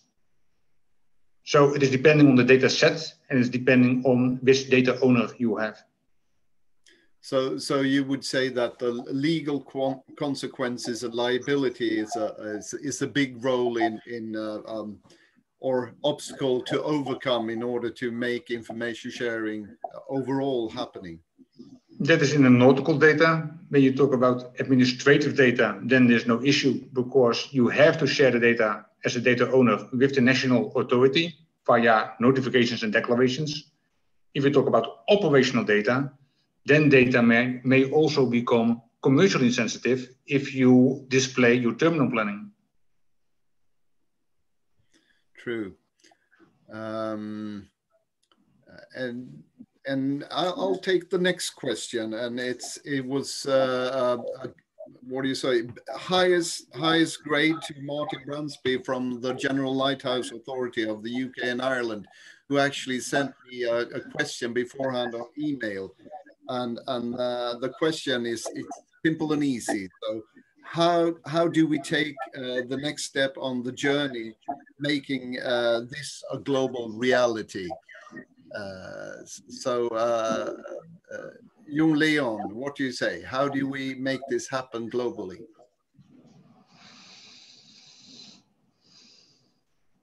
If I'm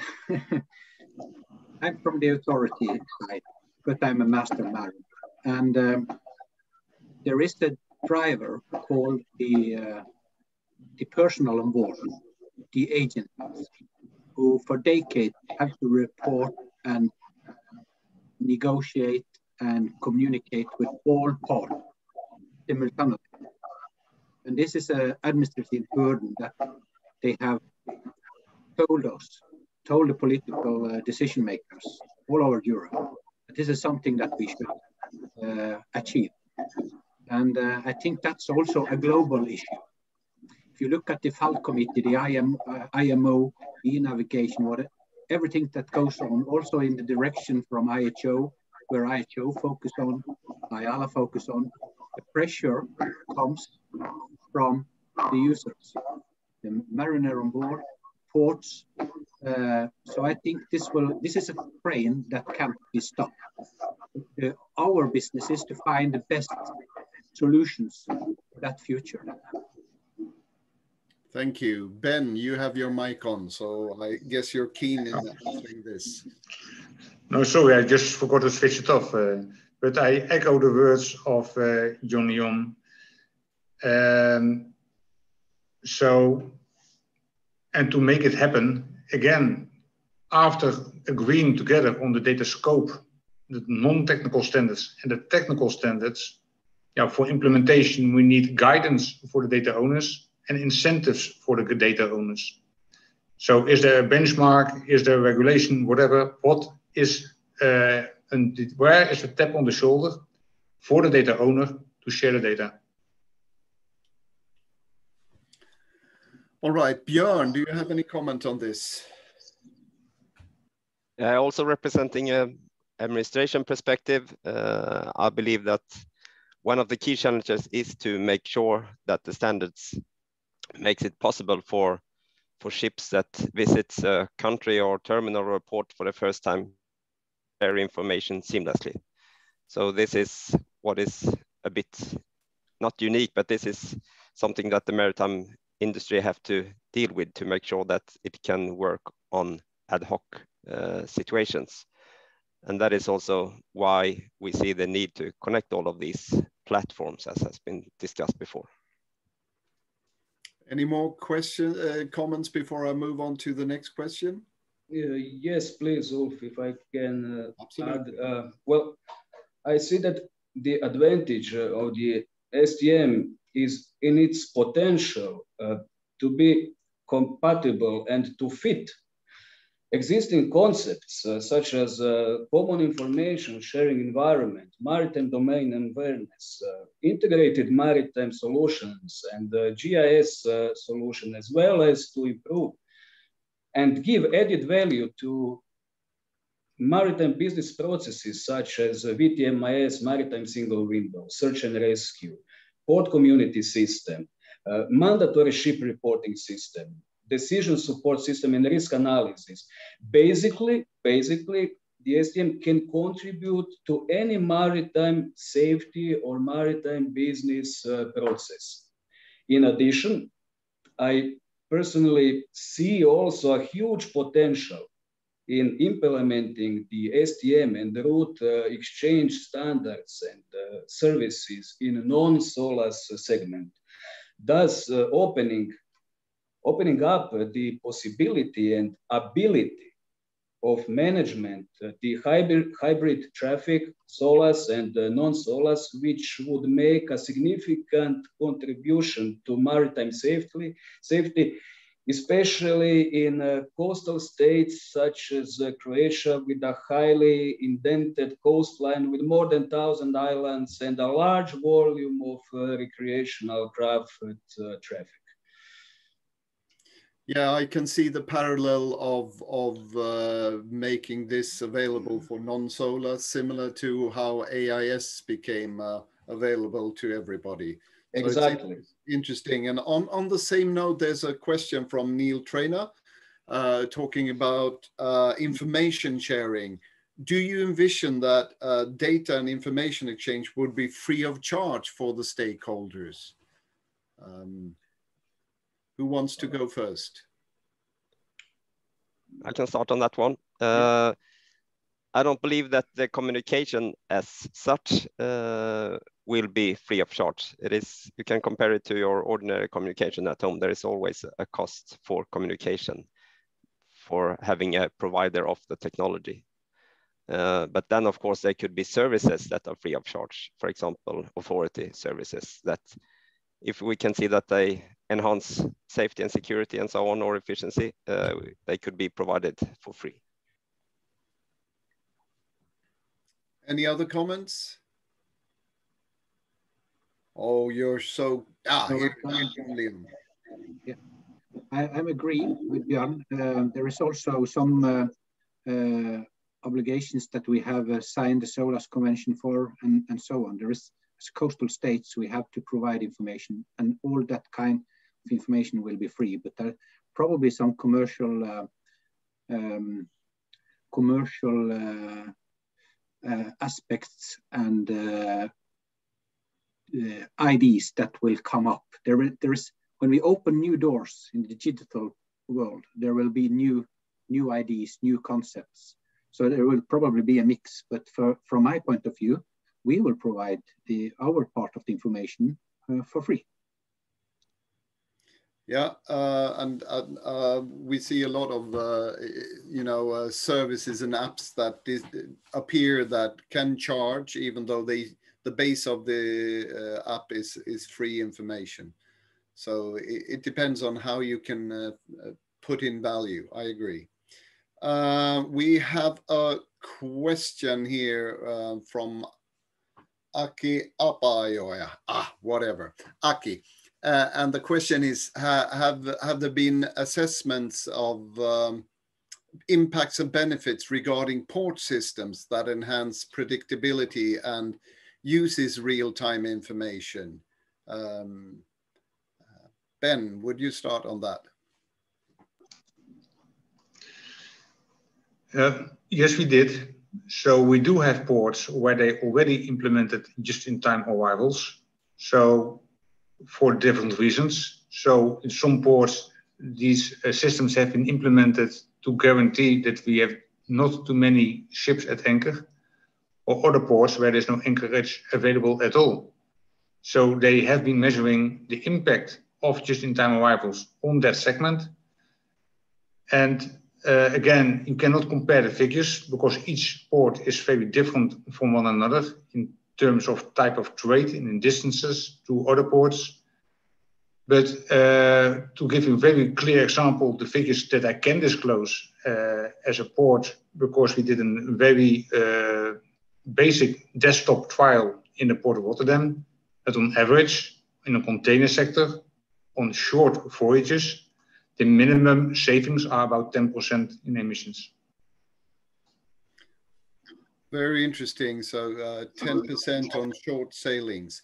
Michalis, do you have any comment? You're also working with the ports. Mm-hmm. I don't have any concrete numbers to share on the savings of emissions or anything like that. But we are in the process of calculating various KPIs related to efficiency and related what are the benefits of sharing the information between the actors and between nearby ports. And I'm hoping by the end of the project, when we have the chance to further validate the data, we will have some good numbers to demonstrate. But right now, I don't have any numbers, any figures, other than the ones that we already calculated in the STM project that we know the benefits are there, but we just have to prove it in a concrete, in a quantitative way. Yeah. And as you refer to the STM validation project, have a lot of figures on this that are available on the website. So please ask me afterwards and I can guide you in that direction. We have a new question. Would it be any from Yin Yong Park? Would it be any issues on liability in providing information as an authority? So this goes to the authority guys. We have 3 of them who things of want to start go at this. Then I will say Jun Leon. Is there any liability issue in providing information as an authority? Yes and no, but I think I'm not sure about what the concrete think about here, but I will say it will be no problem for an authority to share information within the framework of the legislation. That can be a good answer. Okay. Stravko, do you have any comment? Maybe maybe it would be good to recall the Ben's presentations on why data sharing should be by the data owner. So the data owners, I personally believe that they would like to share their data to avoid administrative burdens and some mistakes and delays, and at least to have the added value of their data. Thank you. Björn, a final comment on that question? Yeah, the thing is that we should not forget that quite a lot of information is already shared. So I believe the first services would be those who provide already existing services in new ways, in new digital ways. So take pilot routes, for example, navigation and warnings and so on. we as administrations already provide these kinds of data.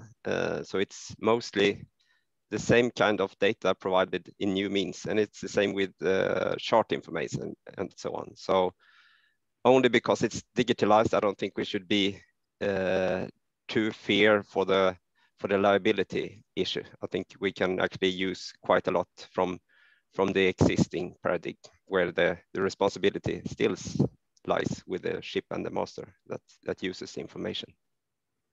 Okay, thank you. We have another question. The maritime sector is light years away from civil aviation sector in what we are discussing. Now, why isn't the maritime sector as developed as the aviation sector? Is this because of governments or the rate of persons involved in traffic, etc.? So a general answer, what's the big difference compared maritime and aviation? Jun Leon. Of course, we can look at aviation and learn from aviation. But keep in mind that the principles, we are moving in a conservative transport form. And keep in mind that the freedom of the sea, the business confidentiality, the learning from accidents have been done differently from aviation or maritime. For instance, if a plane crashed, you have a hole in the ground. That's all. But still, they learn from things and they develop to make it more safe and smoothly. If we have an accident at sea, you have a tremendous impact on environment and loss of life. We even make movies, but still there is a difference, and it's have always been. But we are moving in the right direction, and we have something to learn. But I think also aviation industry could learn something from the maritime. Just wait and see. Oh, all right, Ben, do you have any additional comment? Yeah, again, I echo the words of Jun Leonharvik, but also the maritime sector started off in a totally different fashion. I mean, this happened 5,000 years ago, and only carrying cargo with very small companies. The aviation sector only started 100 years ago, starting with 3 big alliances who dictated the rules for landing and taking off to the airports. If they did not implement those rules, the airplanes simply wouldn't come to that port. And totally different start. So you cannot really compare where we are today without realizing how we started. Okay, thank you. Well, we got a question on cyber security, which I believe Björn, you in a way touched discussing the second standard.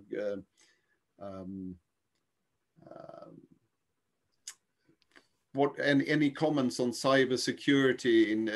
Will SECOM help cyber security for shipping in general and ships, etc.? Yes, I would say it actually it will. As I said, we had some security, or what was enough already for the STM validation testbed. So we validated how it worked and so on, and then we added some extra layers in SECOM. So I would say that is a quite complete cybersecurity protection if it's implemented. So it's both about cybersecurity and how to make the communication work. So it's two-folded. So yes, cybersecurity is quite covered. Thank you. I will throw in a question, and you will probably answer this in the same way you've answered some other questions. As we heard from Linda, in Gävle, they are trying to do some tests with replacing some old business customs and business models like first come, first serve. So when do you see these sort of the business customs and business model change? When will that change? Because from what I understand from BIMCO, the standard contract clauses are already in place. When will this happen, and why hasn't it already been starting?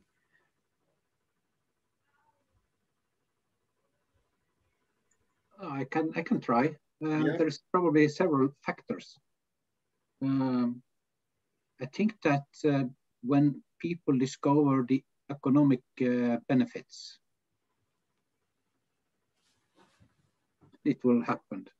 And I also think that when they discover that the demand for environmental friendly, sustainable transport makes more benefits. If you reduce your footprint, environmental footprint, by cooperating, sharing, it will start to take off. But there is other factors also, of course. Michalis, any comment? Yeah, I agree. And basically, when we are able to provide some concrete reasons for people to make the change, I think the change will happen. But I also want to add that it's, I see it as two distinct problems for making it a reality. I mean, one has to do with the technology and the adaptation of the technology. And part of it is also education that needs to happen for all the people and all the practitioners involved. But the second, the most important, is to build these personal relationships and trust between people in order for them to convince them to share data and take advantage of these new standards and these new initiatives that are going on. So it's both a people's and a technology aspect that I see they both need to happen in order for this change to take place. I think that sums this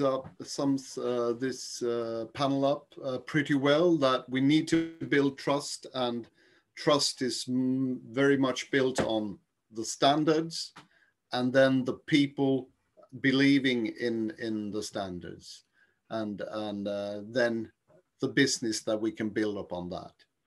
So thank you very much to our panelists, and I will thus close the panel and leave the word back to our host, Emily.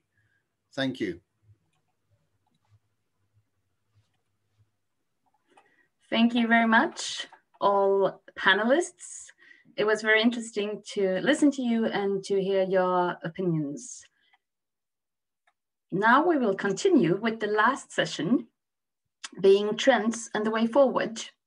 And first out in this session on trends, the environment, operational improvement, just in time from IMO. We here today have Astrid Dispert, who will tell us more about the low carbon GIA. Welcome, Astrid, the stage is yours. Thanks, Emily. I hope you can hear me. I hear you well.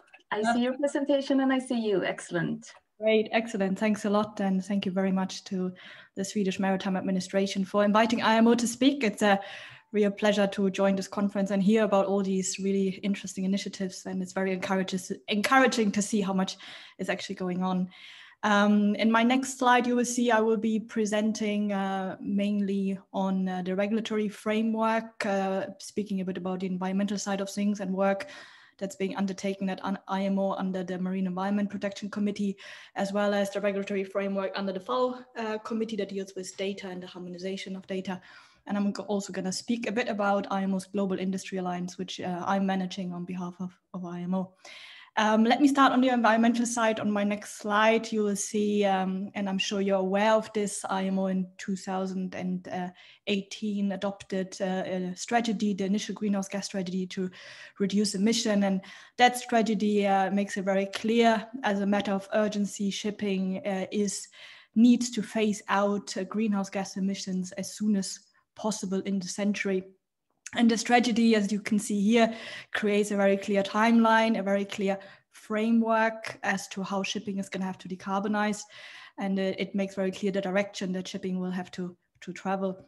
I'm not going to go through all these goals and timelines, but the most important target being the 2050 target, where we will have shipping will have to reduce its total annual CO2 emissions by at least 50% when compared to the 2008 baseline. You might have heard last week there was a very big meeting of member states, as now the big question is how do we achieve those goals, and IMO is working on a package of measures, mandatory measures, and we are expecting amendments to MARPOL to include new short-term measures that will mandate improvements in the operational energy efficiency of ships.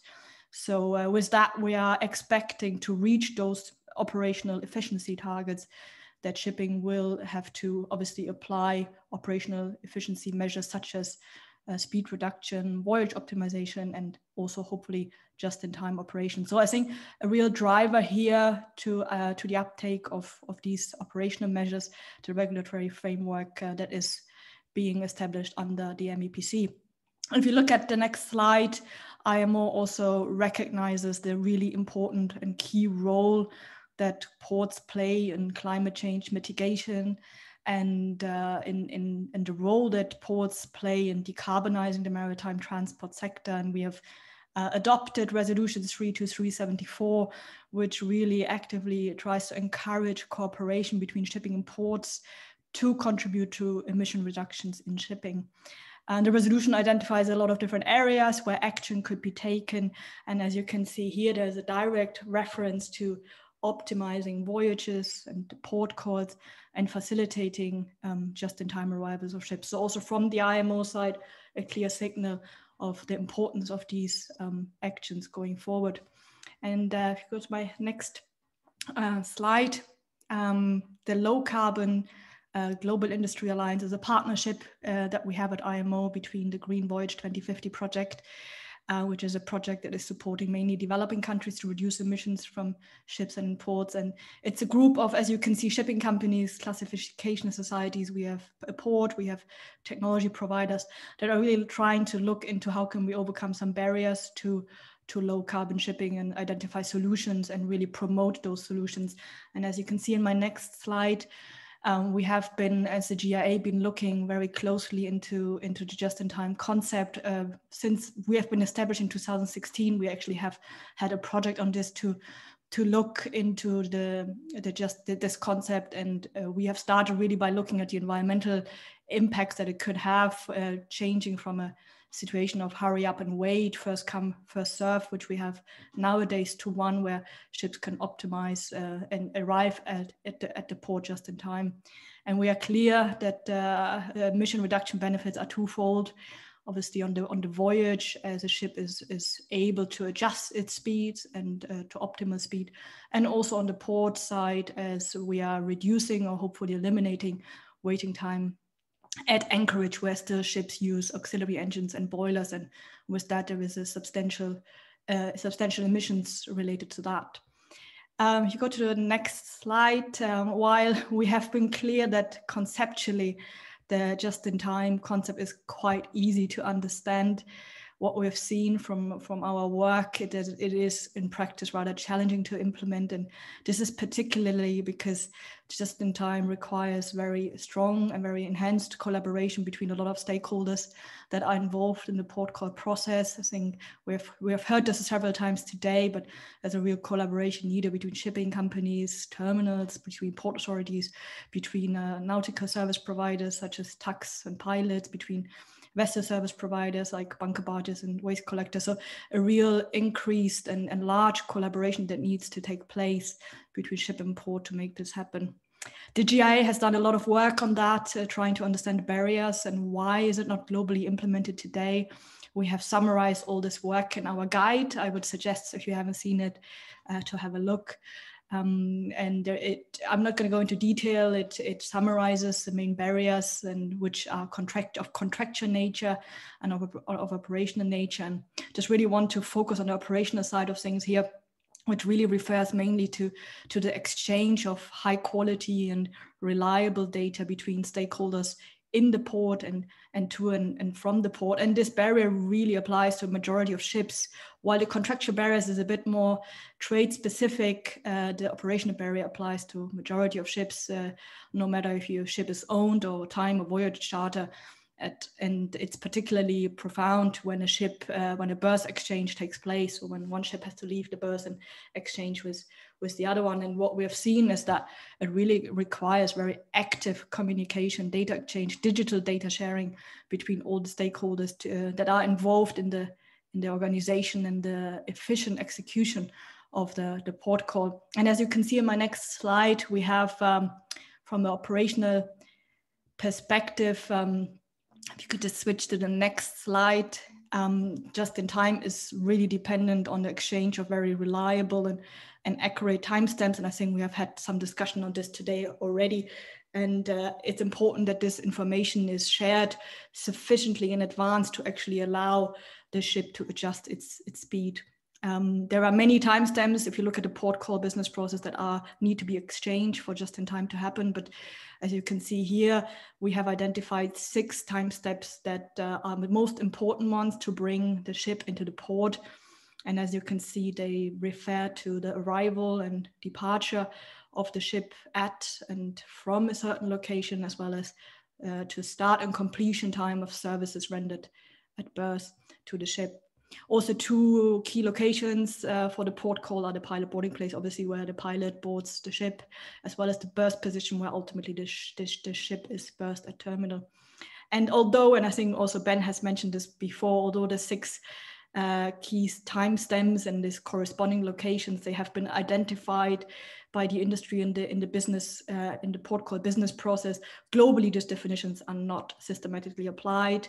They are not consistently applied by all ports and by all shipping companies. And this terminology alone already poses or creates quite some confusion. So there's a real need to strengthen implementation of clear timestamps that can prevent this confusion and really streamline port planning and with that reduce unnecessary waiting time. And the challenge here really is to ensure information is transmitted in a universally accepted form. And that brings me to the last part on the next slide that refers to data-related work IMO is doing to harmonize standards. There is a need for harmonization since, as we have spoken and seen today, there are different standards in shipping, and the main instrument IMO has is the IMO Compendium on facilitation and electronic business that is really a tool to harmonize and link all these existing standards. And the idea really is to facilitate the exchange of information ship to shore and to enable interoperability of single windows, and with that reduce also admin burden for ships that exist or could exist linked to formalities in the port through the notifications and declarations that are required. Traditionally, the compendium has been very much focused on the administrative data, as I said, related to the file forms. But what we've recently seen is a widening of the scope of the compendium to include operational data related to the ship port interface, so like more dynamic data, and we have been able to secure a universal set of definition on data items that are associated with the port call business process, and that will help implement just in time and also enable machine-to-machine communication. If you look at my next slide, as we speak today, there is a meeting going on this week of the FAL committee. And we are expecting approval of a new version of the compendium, which will include a new data set that is related to the ship port interface and will support implementation of just in time. If you go to my next slide, you will see that already at the last session, FAL has adopted timestamps for ship arrival and departure processes in the compendium, and we're expecting maritime services timestamps to also be added to the compendium. And these are obviously the timestamps for services that delivered while the ship are at berth, so includes start and completion times of services while the ship is alongside. Last but not least, on my last slide, there's an urgent need to develop guidelines to implement the just-in-time concept. The timing is really important as we are looking to also avoid local or regional standards being implemented. So there is work starting to develop guidelines for harmonized communication and electronic exchange of operational data for port calls. And work will actually start. Work had actually started today, a couple of hours ago. The working group has actually started working on the guidelines based on a proposed text that BIMCO put forward. So I suggest you follow this work and watch the space, as I'm sure it's going to be interesting to see these guidelines being developed. With that, thanks a lot for your attention. Thank you very much, Astrid, for that presentation. And I'm so happy for the work that IMO is doing and that we all are doing during our daily work to reduce the carbon and other forms of emissions from the shipping sector, which I personally believe is one of the most important tasks we can achieve in our professional roles. So thank you so much, Astrid, for this presentation. Thank you. We will now move forward on the way forward. And I think what we just heard will very nicely, smoothly lead us on to what's happening here and now, the new just-in-time harmonization project initiative that we will hear more from Jose Gimenez from Valencia Port Foundation. Jose, please welcome up. Okay, good afternoon, everyone. It's a real pleasure to participate in this STM conference. Thank you for inviting me. And in my presentation, I would like to show to you our particular vision about the way forward of some STM developments, which are very related to the just-in-time arrivals concept. I will start with a short background about why it's important for ports and the maritime industry to progress towards just-in-time operations. First of all, there is a recognized need by the industry, both ports and shipping, about the absence of useful and harmonized operational standards. This has been remarked several times during this conference. And this lack of suitable standards has contributed eventually to fix some structural inefficiencies in the sector, especially with maritime transport interfaces with ports. Waiting times and congestion at some ports and maritime areas, which contribute to generate a large amount of greenhouse gas emissions, are example of this.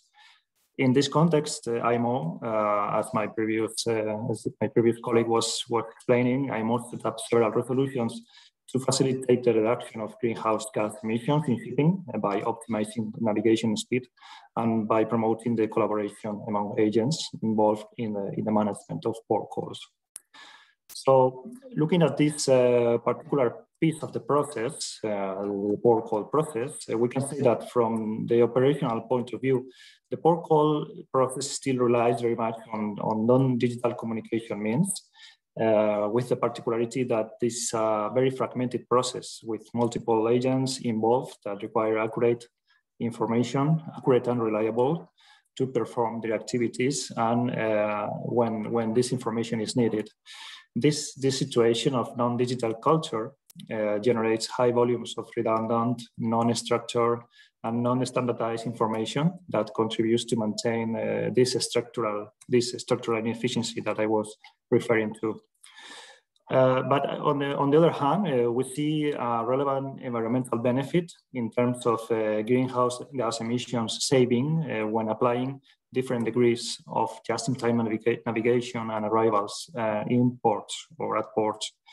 These are results from the previous STM validation project when we simulated different scenarios using 1 year of real AIS data and simulating different situations with just-in-time assumptions. And you can see that the results show potential reductions up to 20% of CO2 and SOx emissions in a, let's say, in a wider scope. So with this background, now we are considering the way forward for the practical implementation of the just-in-time arrivals concept and the deployment of solutions which could facilitate this implementation. we can start by trying to classifying or segmentate different levels in the application of just-in-time arrivals of ships at ports.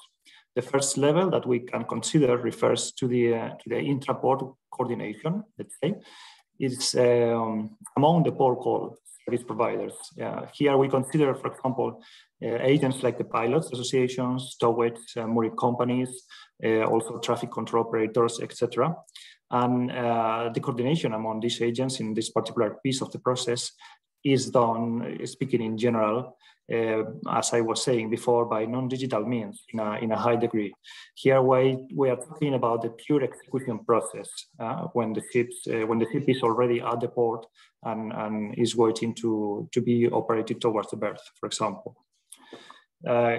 Going further, in a second level or another level of integration refers to the port operators and port authorities, which have a relevant role in the management of berthing slots and the coordination of cargo operations over the ship.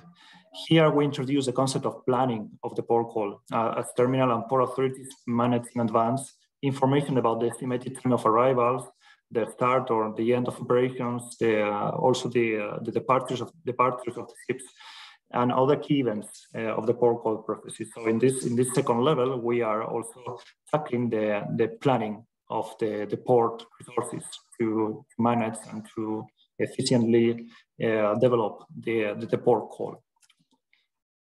And finally, in the third level, we consider the integration of the previous levels. So involving all the agents under the same communication ecosystem and also the ship, even before the arrival of the ship. In this environment, all the information related to the port call process could be shared in real time, as we are speaking, providing great visibility of the process to all the agents involved. Obviously, achieving this framework requires the deployment of digital solutions that make available the different events and timestamps to everyone under common formats. And that's why I started my presentation talking about standards as today to represent and manage the complexity of the maritime port interface reality in a digital ecosystem. A compendium of harmonized and recognized standards are needed. And I'm happy to arrive to the same conclusion as my previous colleagues in this conference.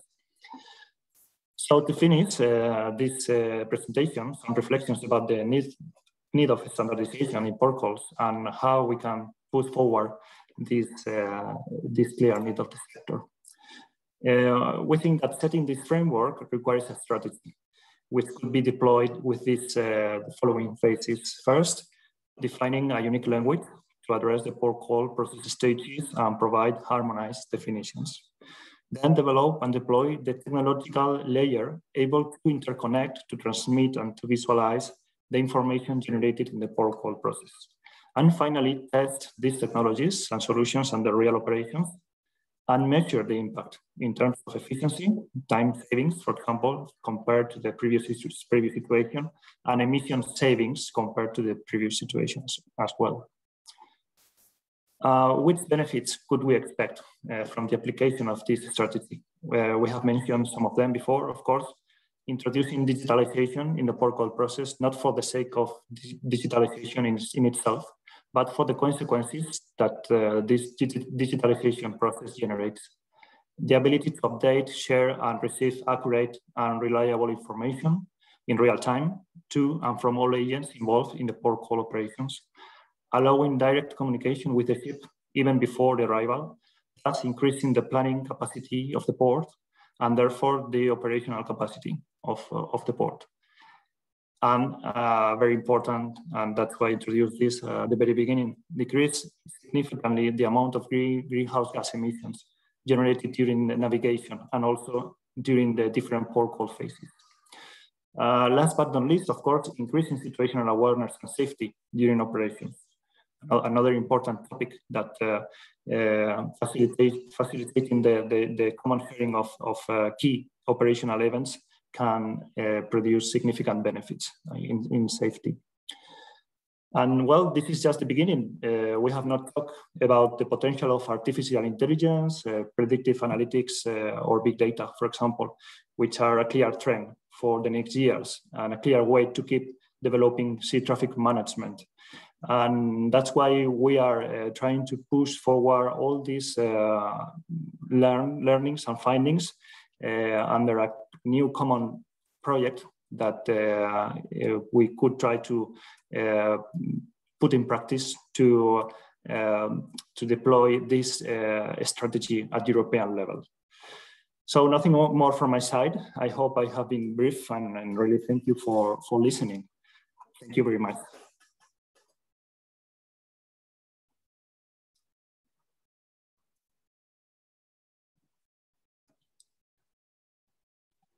Thank you very much, Jose. You're welcome. I would like to introduce our last speaker, talking about the future, being Ulf Sive of the Swedish Maritime Administration. Welcome up. Thank you. Now I just need to start sharing my screen. But I'm sure you will let me know when it's shared. I'm seeing it now. Great. Let's start with the blank paper. No, if you didn't catch me before, I'm Ulf Sive at the Swedish Maritime Administration. I'm going to talk about two things. And one thing is trends and trends that lead to the future. And one massive trend right now that we see is marine autonomous surface ships. The autonomous ships, and we can see that they are very much proposed in coastal waters, short ferries. And here we have an example of a ship moving on the ocean. Now that could have an uphill sailing because out on the ocean, there are other stuff happening, regulations, other traffic. So what does this mass ship need to be stable? Well, basically it needs information sharing, it needs standards, it needs regulations, and all that together will build interoperability. And one developer of these solutions said that autonomous shipping can't happen without route exchange, telling our intentions to other ships and receiving the intentions of other ships from them.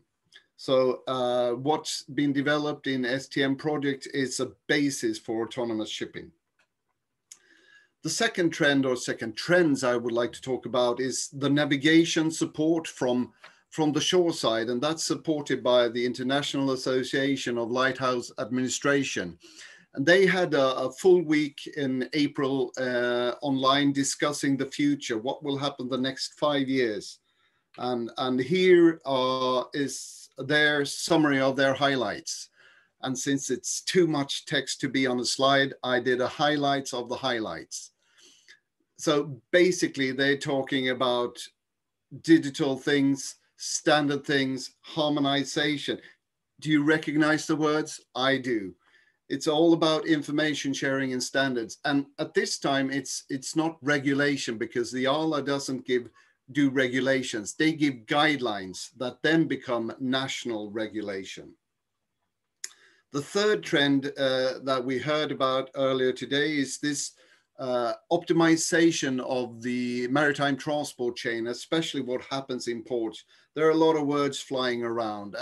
And basically, and what we heard today, to implement this future, to make it happen, we need information sharing, standards, harmonization. That will lead to this interoperability. All right. Those are my three trends: the autonomous ship, the support from the land side with a lot of intelligence, digital intelligence behind it, and the third, the efficiency of operations in ports.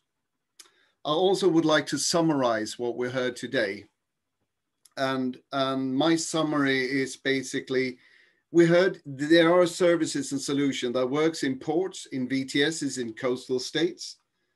There are standards, they exist and they are developing, they are harmonizing and coming together with this SECOM envelope on how to cyber securely exchange information, and they are complemented in places where they are not yet fully developed. And we have this trend towards lower carbon footprint, pushing us into operational efficiency.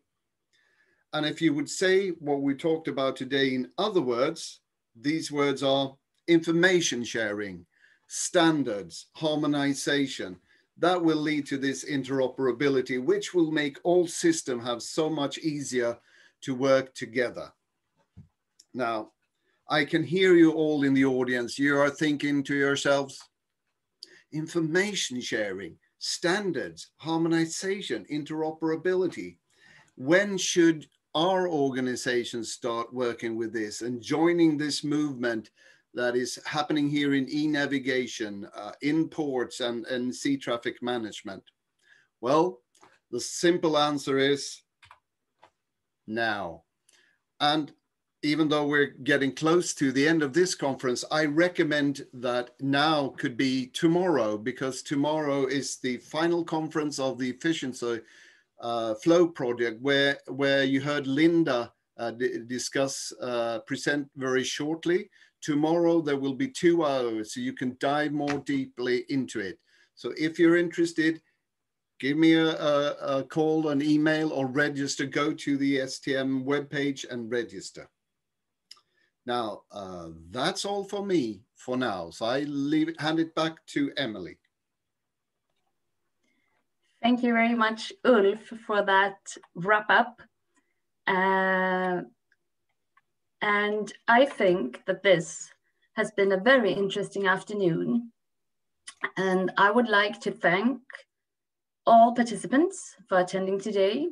I'd like to thank all great speakers and panelists for making this a valuable session.